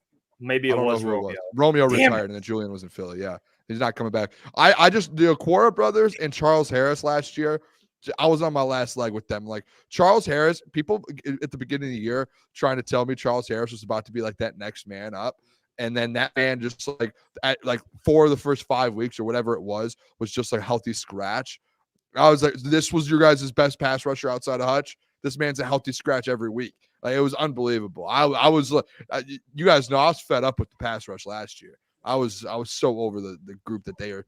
I think it was because Brad was like, we love the guys we have in the building, and then they were just so bad. They were just so bad. Yeah, that one last run at it. What an era. What an era in Detroit Lions football. Hey, I want to ask you guys grades for the trade itself. I'm going to go to this tweet, and you guys can put in your grades. And I know it's easy to be like A, but really think about it like in terms of the player, what they paid, what, the options that were potentially available. You could take it all into consideration. We got Booner. He posted this on his Twitter, asking people to kind of grade it. And Boone gave out his grade, and people were responding. Yeah, JT Olson here. Shout out to him. He's in our chat. I give it a B. It's a solid addition who will help. Not a game changer. Excuse me, but an upgrade. A, and then Bailey says A, considering what was available, compensation, contract cost, and our need. Lions, he didn't even give a grade. He just said satisfied. But you look at like A, and then Detroit Zoos, Do Crew, Polar Prunge, holy name, Za'Darius A+, and he writes, I would have paid more, adding depth to the D-line, F, but Kaminsky and Pascal will be back. I like Levi's at edge. It would be awesome. So the people have been speaking about what they think. A lot of A's on here, B+, and Matt says, honestly, needed 2 edge rushers, B+. Sure. In Motown crypto, feel okay, still disappointing. Should have went hard for the ring, but a few more years of draft picks will help this year. So people are kind of mixed with it, about what the Lions should have done, what they did do. What grade would you guys give, Brad, for the acquisition? And again, like some of the people said, some people gave lower grades because they thought they should have done more. Where are you guys at with your grades? Klotz, I'll let you go first. Yeah, so Boone said A, and I think I'm going to go right along with him because when you look at it, like, let's just look at the player that they got. Za'Darius Smith, veteran. Okay, so he's not, like we talk about, the stupid penalties, offsides. Like, you're not going to get any of those mental issues with him. So check. Can stop the run. Check. Can get to the passer. Check. Has done it before. Check. In multiple systems. Check. There's not a box that Za'Darius Smith does not check as a player besides that burst that he once lacked. The fact that he's 32 years old is the only thing that's going against him right now as a player. If you look at all the players outside of the Max Crosby, Trey Hendrickson, Myles Garrett, he has the same number of sacks as the rest of those guys. He's up there. He's on pace to have double-digit sacks like we talked about. So when you just look at that and what this Detroit Lions defensive end or defensive line needs out of a defensive end, that alone to me, even if you would have given up on a fourth, it's still an A. The fact that he gave up the picks that he did for cheap and that it can still pay even more dividends in the future, it's not a one-year rental, this is an A for me. There's no chance that there's anything that below, like, if you want to go A-, not going to hold you. This trade is not a B. This trade is not a B because this is a trade that even me and Booner have gone at it. Like, without making a move, like, I was very skeptical of this team actually winning a Super Bowl compared to making it. Now that you have Za'Darius Smith, you have people like me saying, okay, this Detroit Lions team, not back where it was with Hutch, but they are right on track to where they were in order to win a Super Bowl. So my confidence shot up immensely after I saw the notification. So this is an A. This should be an A. Yeah, I don't think there are people saying B+. I think the only reason you would go down from an A would be because they didn't get a secondary player, like another edge rusher, or they didn't get one of these big names, which I think all along, like, we had these conversations and you heard Brad calling for them. Those are still unrealistic expectations. Getting 2 edge rushers is unrealistic. And adding a Max Crosby and Myles Garrett, like, it's like a dream. Like, oh, if that happened, and like, it could happen, but it's just like, it's probably not. So, like, Klotz, I agree with everything you said. I think, like, even looking at, like, the future of it, next year, you have Za'Darius Smith potentially and Aiden Hutchinson if you stay with Za'Darius Smith. That's elite. That is elite. And you have Alim and DJ. Like, and then again, if you're one of those people who don't want to give him an A because he didn't get another player, you could argue like you would have had to overpay for all these other guys. And was it really worth it? No, because you're still like, again, without making any move, you're a Super Bowl contender. Now you made a move to even put yourself in that hat a little bit more. Like, yeah, you could have kept doing it and kept spending, but there is a point to where it's like, we can't trade away all of our draft picks, guys. Like, the reason we got to where we are is because Brad drafts so well. So you can't just be like, let's get rid of our third, our fourth, our fifth, our sixth, our seventh, our eighth. And there's not eight, but you know what I mean? Like, we can't get rid of every single pick for the next 2 years just to go win one this year. Like, no, you still have to be realistic to say, hey, we want to win a Super Bowl this year. We want to be in contention the next 3, 4, 5 years. And if you go all in 1 year, you're going to turn into one of those teams that it's like, hey, we made it 1 year. Now we're done. It's over. We had to pay guys. We have no draft picks to replace guys. Like, you're in a bad spot. So I'm giving it an A. I think are there people not giving it an A? Like, all people asked for the last 2 weeks was to get Za'Darius Smith. That was it. Get an edge rusher. Brad Holmes finally went and did it. Like, last year, he didn't do it. He finally did what the people asked him to do, and he added an edge rusher, the best in the trade deadline class. He did it. He made the move. So every single person should give Brad Holmes an A for going out there. It easily could have been stolen away from him. Another team could have swooped in, and he found a way. He didn't only just get it done for not a fourth like that they wanted. He did it for a fifth, essentially, and a pick swap. Like, that's unbelievable. Hey, that man went out there. He finessed the Cleveland Browns. Finessed them. It is an A. An A. I almost want to switch mine to an A+. I forgot you could do pluses. I should have done plus.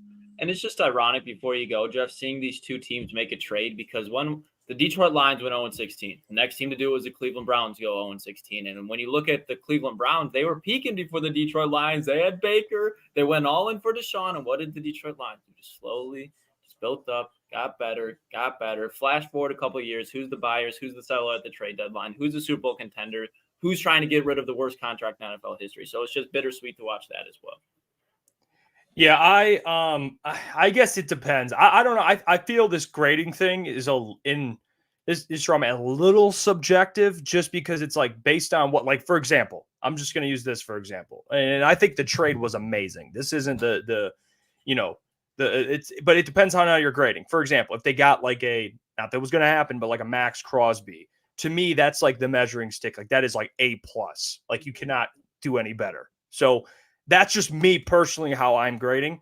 So if you're talking like premier edge A+, which was never really a potential, so like I understand that, that's the type of guy I would say like A+, fucking, insane trade, whatever. So for me, I'm gonna give this trade a B+, but it doesn't mean the trades. Does that, like, it's not a bad, it's a great trade, but I'm only saying that because Za'Darius is still a good player. Still can contribute. They got him for a great deal. Like, it's a great trade, but just me how I'm using the grading scale is like A+ being, like an elite Trey Hendrickson type of player. That's how I'm looking at it. But I think Za'Darius is very good.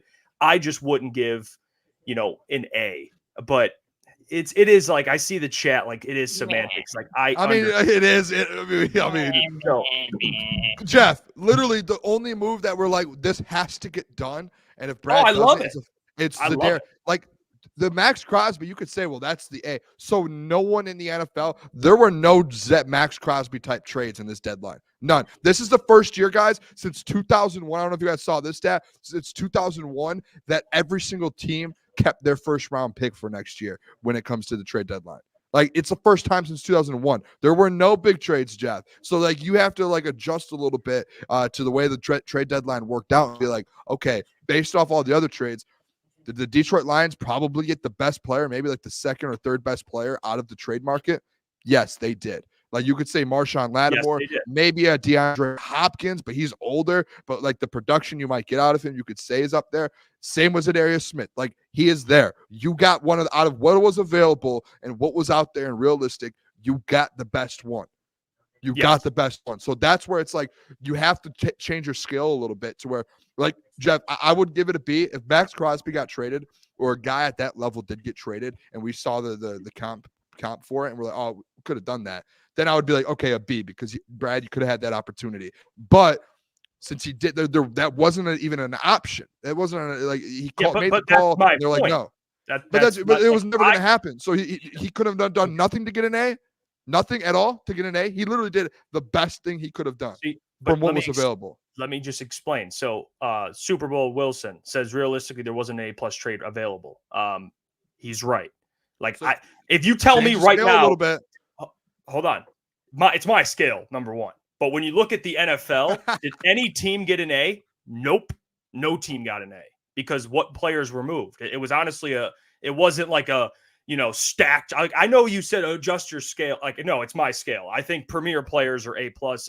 And I think a player like Za'Darius, even though he's the best player that was available, like on the edge available, like that's still really good. Like, a B+, like, is that, I mean, I don't know about you boys in school, but if I got a B+, I was hyped. I liked it. I'll take a B+. That's a fine grade. But that's just how, like, if Max Crosby was moved, that's whoever got him, that would be the A. But like, there's this trade deadline, no one got an A. Like the Steelers, they made really good moves. They didn't get a fucking A. Like they got Mike Williams. So no one in the NFL gets an A because there was individual players. Not even the Commanders getting Marshawn Lattimore. Nope. No one gets an A. That's crazy. See, this is my thing. Because what caliber of player you think Marshawn Lattimore is? He's the best corner in the league. That's an A. He's a top 10 corner in the league. Absolutely. And what is this is the thing why it's an A to me. Because when we look at the Kansas City Chiefs, would you say that DeAndre Hopkins is an A move for them? No, it's not. Oh my! They had no wide. Not D-Hop in his prime. I mean, they had no wide receivers. They made the move to what they needed to do. And that was a good move.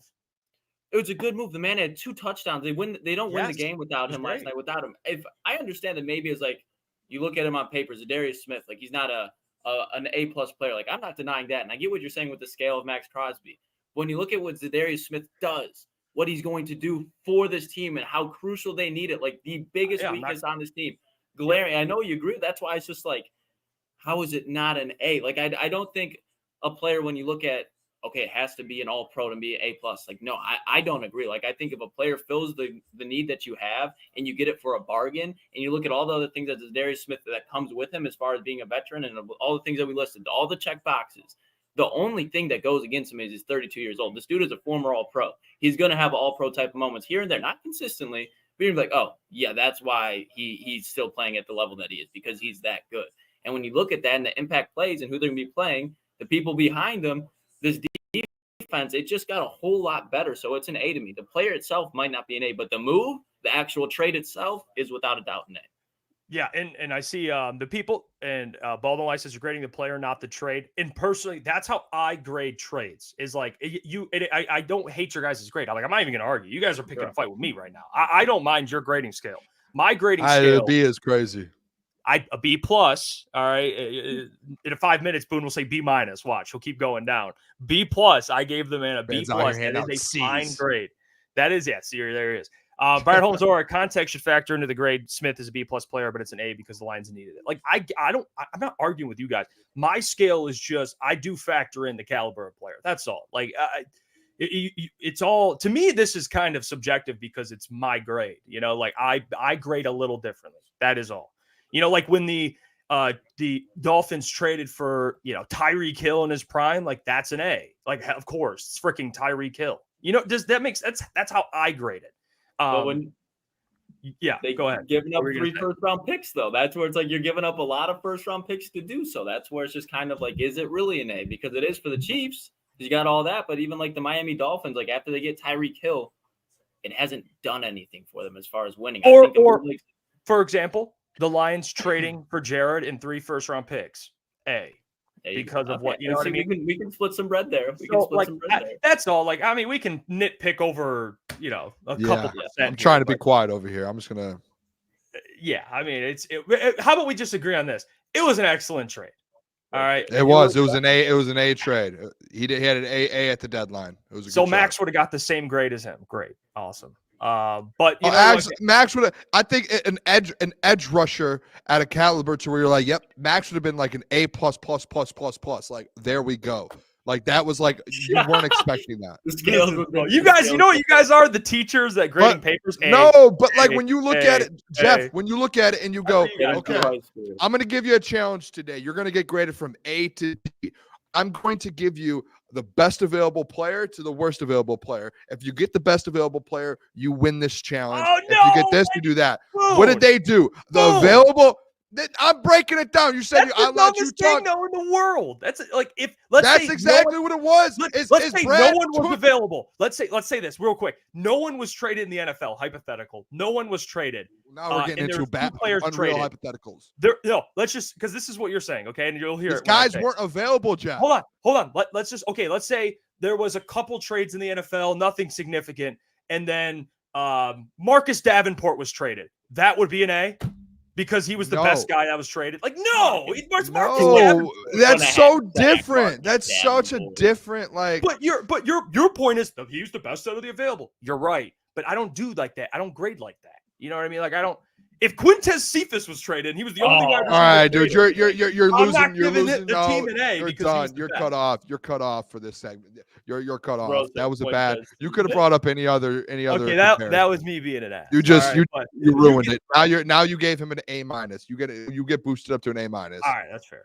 All right, all right. Let's we can move on. I do have this I want to show. I thought this was really insane. I didn't really look at the stats for him. It's crazy, Za'Darius dude. Smith among edge But he's a B. defender. Oh my gosh, dude. You did it to B plus. yourself. B You did it plus. to yourself. You just talked about how the production and look at this production. I grade. I don't just give A's to give A's. I do give grades based on certain things. 18.9% pass rush win rate, 6th. 16.1 pressure rate, 6th. 90.2 pass rush grade, 8th since 2022. It's crazy, man. It's crazy. mean- I think the thing with him is his pressure rate. And I know people hate on the Lions because we've dealt with this with Hutch in the past and different players. Like guys are like, we need to get home. We need to get home. His pass rush, like win rate and pressure rate, one of the best in the league. And I think over the last 5 weeks has been like top 10 in the NFL just this year, like over the last 4 or 5 weeks. So like he gets pressure. And I think that's been the thing with the Lions. Like you guys, I don't know where you guys think on this, but like the last 2 weeks we've been winning. What's been the bad part of all of this is like zero pressure. And like the only one probably getting a bunch of pressure, it feels like it's been Alim McNeill. But outside of that, it's like guys have just sat back there and just cut us up, quarterbacks. And that's how they've been getting yards. And now you bring a guy in with Za'Darius Smith, like Alim's getting pressured while getting double teamed. Now you get Za'Darius Smith in there, one of the best guys in the league the last 4 or 5 weeks in pressure rate and pass rush win rate. Now you add that with Alim and Levi O and Josh gets healthy. Okay, now we're building something here. And I don't care. I'm at the point, guys, this year. I want to get home. Like I want sacks. We all want sacks. I just want some pressure going forward. That's what I want. There's your pressure. I want sacks. I want pressure too, though. Like, Klotz, it's one step at a time here, brother. We gotta let's work our way there. The last 2 weeks, let's get some more pressure, huh? Let's get there. Hey, love pressure. Gotta get sacks, Boone. You do have to get sacks, but you guys, I love sacks, but pause. Pause. But the pressure, it's like we just need to get that back in the defense. Like we need to get that back. And that's something that's been missing the last 2 weeks. And I think Za'Darius is going to end up doing it. I think I said this earlier. I think the man who has the most to benefit, you know, who was besides like Brad and Lions fans, you know, who's the most excited when this was announced? I think Alim, right? Dude, yeah, he's probably sitting there just going, man, let's go, dude. Let's go. Now, Alim McNeill, when he gets doubled like that, I know someone commented because I mentioned that in the video earlier I put out of how much this will affect Alim because he gets double teamed. And someone commented saying, you know, what about DJ Reader? DJ Reader does get double teamed, but not to the he's not as much of a pass rush. He doesn't have that type of skill like Alim McNeill. He's just so big that you got to put another. Yeah, you got to double him sometimes. But I'm talking about someone who can wreck games. It's Alim McNeill. Za'Darius and Alim, they're going to help each other out a lot because if Za'Darius is, I mean, he was leading the team in pressures besides Hutch right now. I mean, that's the facts based on what he's doing this season. And I know people say, well, he's playing alongside Myles Garrett, but let's think about this for a second, okay? He doesn't have Myles Garrett here with the Lions. That is true. But you know what he does have? Guys that will command a double team. Maybe not to the extent of Myles Garrett. No. But there will be times, this at least you'd expect moving forward, Alim to keep playing at this level, that there will be games more often than not where offensive lines are going to have to pick one. You're going to have to double Alim. You're going to have to double Za'Darius, which will allow Alim some one-on-ones. And maybe you have Levi next to Alim in some certain downs or situations, different sets. And maybe Levi can get some pressure. So, I think for Za'Darius helping Alim, I think is really real. And I think vice versa. I mean, like I said, Za'Darius might get a double team once, hey, and same with Alim. So is it Aiden? No, but it helps. It just does. Like watching that Packers game, guys, when we were in Grand Rapids, like you could see, like Alim he had such a good start to the game. He kept getting to the quarterback. He just had no chance. Yeah, he had no chance. Like they just doubled him and said, all right, Al Muhammad, James Houston. Like the James Houston was one-on-one all game. They did not fear him at all. He did not put any fear into anyone's eyes. So yeah, I cannot wait. I'm excited. He plays this weekend. We'll be at Tin Roof. Vibes will be high. Cannot wait. Mm-hmm. Yeah, I cannot wait. Vibes are going to be great. Vibes are going to be great. Such a good time, fellas.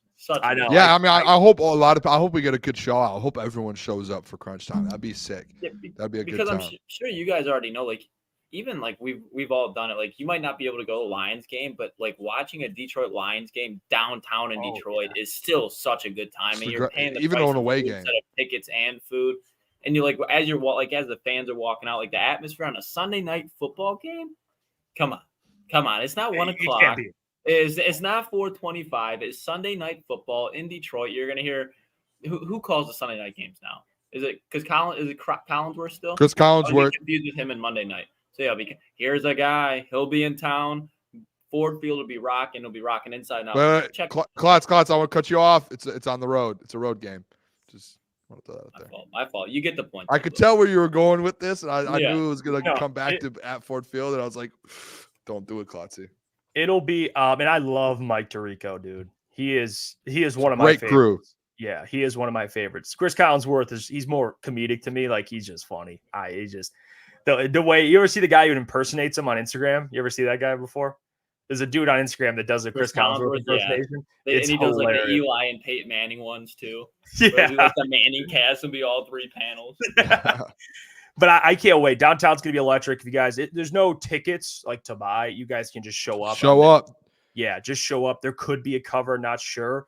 I'm gonna go down there and kind of check out the spot tomorrow. But yeah, it's gonna be electric, man. Kool-Aid. Hopefully, we get a win here so we can do a Kool-Aid chug because that's the fear. It's like. Yeah, Grand Rapids, we got the win. It was like the fear of doing these. And obviously, we're probably going to do them every weekend now. But it was like the first in-person one we did. I was like, imagine if I just didn't get to do a Kool-Aid chug. Like, that would be disappointing. I was shocked, Boone. No, I don't want to say that. I was not shocked. But I was excited for you, like as your friend, that people were watching you do the Kool-Aid chug. Like that made me. Me and Lucas were over there just like we were like, that's no, awesome. I was getting sprayed in the fucking face with beer because this dude launched all 2 cans directly on his phone in his knee. It was egregious. Like I got absolutely biggest stage. I just show out the whole ride home. Dude, I didn't know, but too, by the way, like I had no clue when we left the went outside the bar to do it. I was like, all right, I'm just gonna do this and get back in there, do the post game show. 20 people just run outside, want to see it. I want to see it. I'm like, how did these people know about the Kool-Aid chug? Like just people that are just eating dinner just sprint outside. Like, I want to see the Kool-Aid. I didn't know all these people knew about the Kool-Aid chug. And then it was, once I was nervous. I've never been nervous for a Kool-Aid chug. I put the game face on and said, all right, lock in. Here we go. And then once I did it, I said it was like riding a bike. Yeah, I didn't even know anyone around. I didn't know what was happening. I was just, here we go, boys. It was a good time. And hopefully Tin Roof. And then I think we're doing, I don't want to jinx anything or give anything away, but there's another week we're going to do, and it's a home game at the Tin Roof. And I think that will be electric. Like, yeah. I think the fact that it'll be electric. I'm pumped up, boys. Your final Kool-Aid jug, like if they win the Super Bowl, it's got to be something. I'll think of something like just something historic, like on top of the GM building, just doing like something just absolutely ridiculous. Maybe even on Bourbon Street. Never know. Well, we will be in New Orleans one way or another, so it will be in New Orleans. Oh yeah, it will the be Super Bowl. Maybe it'll be outside the stadium, or Street. maybe they'll be like, Booner, get on the field. They just won the Super Bowl, and they let me on the field, and I do a Kool-Aid chug out there. You'll be like the Detroit Lions Georgia Bulldog. You know, they always had the Bulldog lead him on and off the field. Yeah, run out with the Kool-Aid, splashing around. Got your own little cage.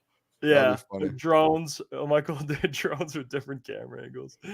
Brad Holmes says Booner might have a stroke on the final Kool-Aid. Dude, I remember when I first started doing it, people were just like, "You're gonna get what is it? Diabetes. Like you're AIDS, diabetes." I thought he said AIDS at first. I said diabetes. Yeah, bro, what's going in there? I was like, wow. Yeah. That's two different things, you know, two different things. Jeff Iafrate playing this week, by the way. What is that? He better hope he's not. This would be the worst week for him to come off. Let me look it up. I don't know. Think about Jeff Iafrate. Just kind of got the bad end of a career the whole time. Now you're going to go up with guys that just dropped you in practice every week. Ben Johnson knows exactly how to expose you. Aaron Glenn knows every one of your weaknesses. Why would you want to return? Just for probably like Tim Patrick's first touchdown would be on Jeff Iafrate. I promise you that. Like they'd be like, all right, we need Tim to get one on his head. They motion him across. Iafrate's out there. Just get him 1-on-1. Let him run 50-yard go. Fuck it. Tim Patrick's down there somewhere, and he's gonna come down with it. Promise you. Just talk. Oh, I'm good to go. All right, my bad. Yeah. I wanted to ask you guys though. Now that we got Za'Darius Smith, I do want to ask this because yesterday we had I would say not an argument, disagreement. We were talking back and forth about it. Now that we do have Za'Darius Smith, fellas, like, do we feel? And this is Jeff. I know how you feel because you did say like if they got Za'Darius Smith, you knew exactly what would be happening. But for more so for Klotzy, yeah, boom. Are we all in now? Like the Booner path, I was all in on the Booner path no matter what. And you're my CPO on the Booner path. Like, we got Za'Darius Smith. This defensive line is now patched up officially. Is this like okay, now do you have the faith they can stop Lamar Jackson in the Super Bowl, Josh Allen, Mahomes, or at least it's enough to win the game? I was going to say exactly what you said at the end. They're not going to stop those players, but I think Za'Darius Smith, he gives you enough to limit the big plays that they would have without him. Like when Lamar Jackson goes to roll out the pocket, Patrick Mahomes, Josh Allen, whoever, the elite quarterback, I do not think that they're going to have as much success getting outside the pocket. They're going to get flushed inside of DJ Reader and Alim McNeill with Za'Darius and the way that Jack Campbell has been playing, the way this offense has been playing. They just needed to get a legitimate guy for me to be like, okay, because I think when you look at the historic examples of defenses that didn't have those elite defensive lines, they had a veteran out there that was making plays. Like the Philadelphia Eagles with Nick Foles, with like Brandon Graham and Fletcher Cox. They had veterans out there that were making plays. You look at DJ Reader, Za'Darius Smith, veterans. Alim McNeill has the ability to make plays. So when you look at this defensive line now, you don't have two solid guys and two liabilities. You have three solid guys who could play occasionally very good and one liability. Hate to say it that way, but when you look at the defensive line, that's how you look at it right now. There's still a hole on the defensive line, but it's only one, not two. And the defense behind him and the offense, and especially the special teams, the way Jack Fox and Jake Bates have been playing, they're going to help this defense out enough to go win a Super Bowl. So, yes, I'm right back on board, Boone. They just need welcome back. Welcome back. Yeah, I'm curious. I mean, this is a good matchup for this defensive line, though. Like the Texans got two good tackles. They have all their starters, but for whatever reason, they can't block to save their life. I don't know what's been going on with the Texans offensive line. They cannot protect CJ Stroud for anything. And he's not a mobile guy. He's got good pocket like awareness. Yeah, he's like a Burrow. But I'm curious, like this could be a good opportunity for these guys. He's not Josh Allen in terms of his mobility, but if this offensive line continues to struggle, you get Za'Darius Smith out there, and Lee McNeill, they'll have opportunities. They will on the road. So I'm that's one thing I'm excited to see. We'll talk more about it tomorrow, but and with John in the next day. But could be maybe I'll sprinkle a little bit on that Za'Darius Smith, half a sack. I don't know if it's on. It'll probably be a 0.25. I would do it. I'm going to probably take it, to be honest. Especially with that Texans D line, I'm all in on it. Or offensive line, I'm all in. I've been doing the Alim one. Maybe Alim finally gets one because we're going to keep doing it every week. Yeah, because Alim's like plus 300 every week. It's at this point I have to duck. D-Mac was I used to take, I can't remember what it was last year. I kept taking a play. And I would miss D-Mac double next week. I would double. double the next week. I'd double. And then I just kept doubling, and eventually, boom, like week 4 or 5, it hit. I can't remember what it was. And when it hit, it was a thrill.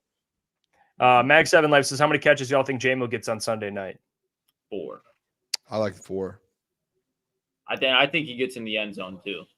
Like that defense is so banged up. Like especially like the linebacking core, the yards after catch are going to be huge this week. Huge. You know what? I'll go 3.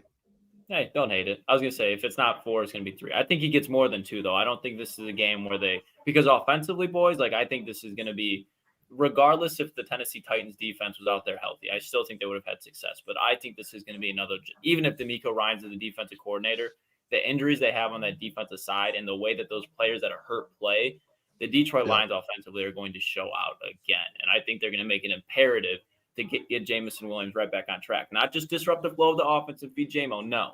But I think they're going to make it like if J-Mo's open and they see that he's going to be open, they're like, hey, Goff, hit him here because he's about to make a play. And when you do that with Jameson Williams, you've seen over the course of the season, he makes those plays. Mm-hmm. Yeah, they did say too. Dan said like they were. I don't know if you guys saw the press conference. And he did the foot movement too. He's like, we're kicking him right back into it. Like he is fully in. The 2 weeks off, there was no like he was in shape. He's doing everything he can. I think there was like the only thing he couldn't do was be on the field with the team or in meetings, one of the two. But they said they were keeping him up to date with everything. Like he is still where he was 2 weeks ago and ready to go. So I think it's like make an emphasis a little bit, like let J-Mo go out there and cook a bit.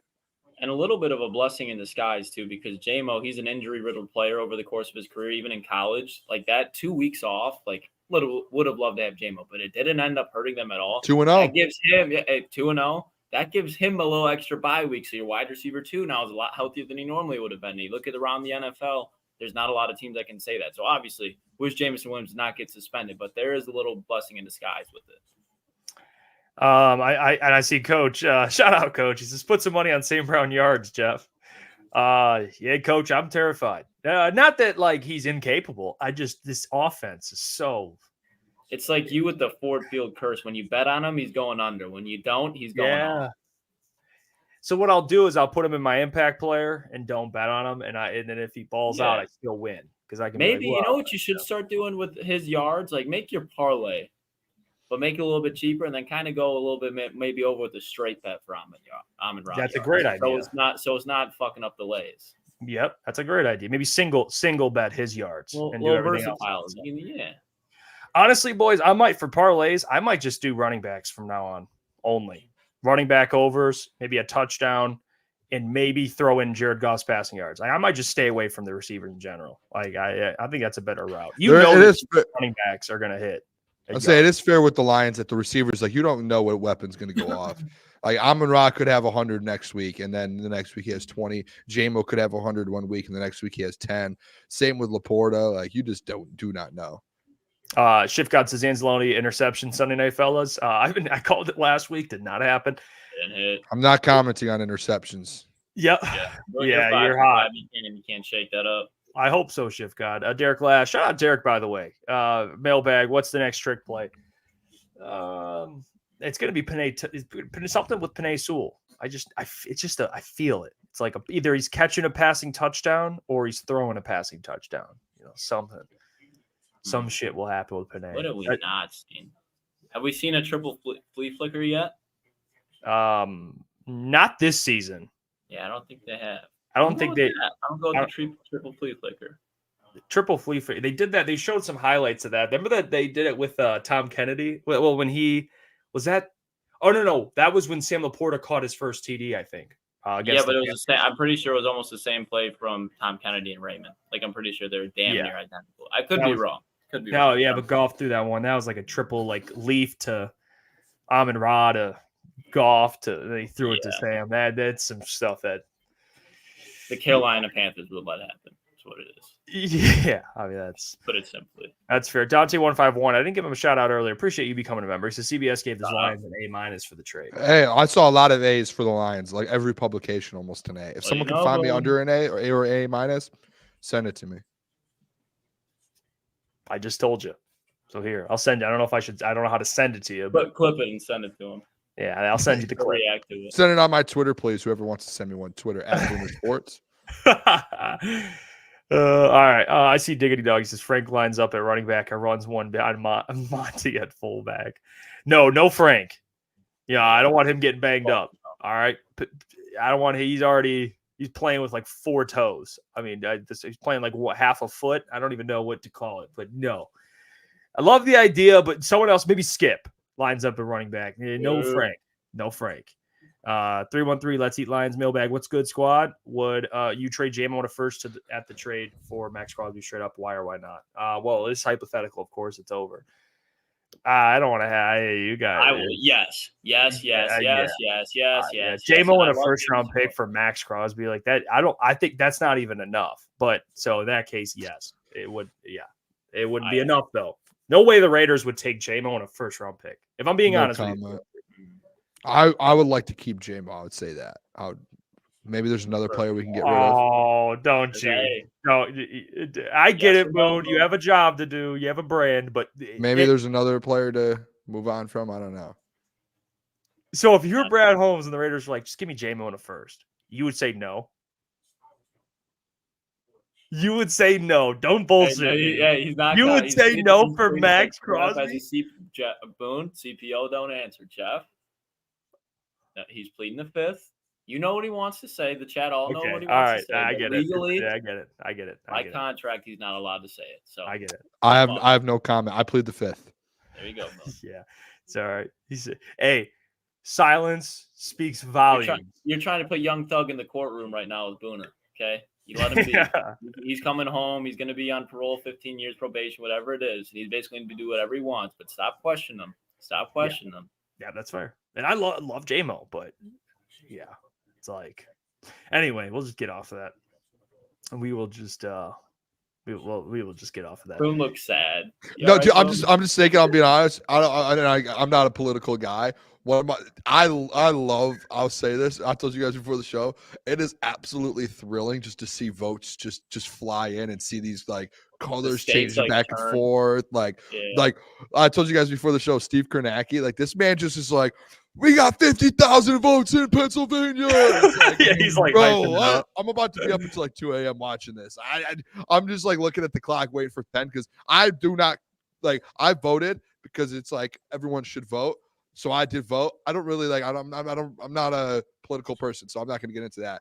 It's just it's thrilling. What'd like, you vote for, Boone? I did not. I will not say. I'm not getting into any. We're not. No political affiliations here. Yeah. But I will say this though. Keep it out of sports right now. Keep it out of sports. It's thrilling just to see like boom, boom, boom, boom. This. I'm like, oh, what's happening here? It's like a game. It's like a live game. It's like the sports fan in you. You like the score. Yes. It's like this. And we get it once every 4 years. It's like a Super Bowl. And I don't like on my side, I'm like, I really don't care what's happening. This is thrilling. You get it once every 4 years. It's like the Super Bowl. You know what I mean? Like the level. Olympics. It's like the Olympics, yeah. Or the World Cup. Sorry. I can see where that gets confusing. Sorry, sure. That's funny. But no, it's just I'm looking over here. I'm just like, this is just a thrilling thing. You can go like county by county and see votes. It's like, this is nuts, dude. This is so interesting. Hopefully the chat, you guys don't get as much political ads. YouTube was just, I mean, they were just every ad was. And they're always loud as fuck.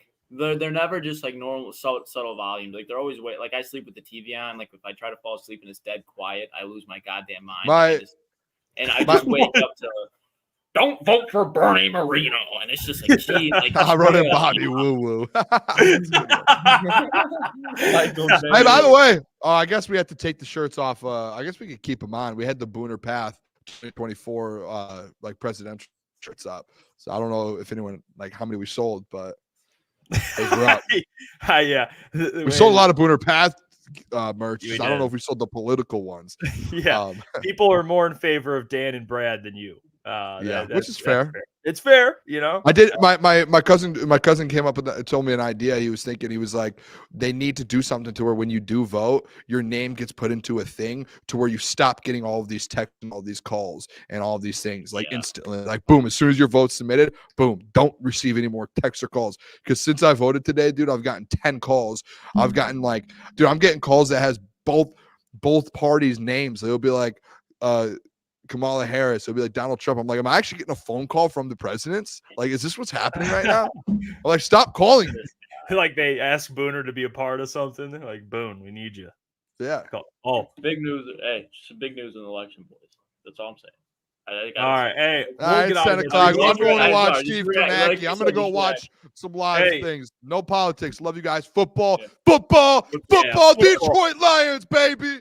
Hey, by the way, the support has been unbelievable. We love you guys so much. By the way, get Nice. your Fuck the Packers shirts, hoodies. They're selling great. I mean, the support's been wild. Roman did a great job with the design. He is a talented dude. We are so lucky we have him, and he does a great job. So when you buy the merchandise, you're supporting him and us as well, because without him, we would be nowhere where we are now. And he is the fucking man. We love Roman. Get your stuff. Get your merch. Yeah, the absolute go. Get your merch. Officialctsports.com. It's available. You can order it now. It takes about a week to ship or to get to your house. I don't want to say ship. It takes about a week or so to get there. That's kind of out of our control at this point. I mean, we don't have direct hookup with like the distributor, so that's how it works. If you order it today, you will have it before the next Packers game. So that is important. It's at Ford Field. Rock the shirts. Brian Branch giving fans the double birds. But until tomorrow, Doc will be joining the show. It'll be electric. It'll be great. Top 10 Wednesdays too. Top 10. We'll do top 10 Tuesday and Wednesday. Yep. Because obviously today was trade deadline day. So a lot of stuff going on tomorrow. Until then, guys, take care. Have a safe night. Love you guys so much. See ya. Go Lions.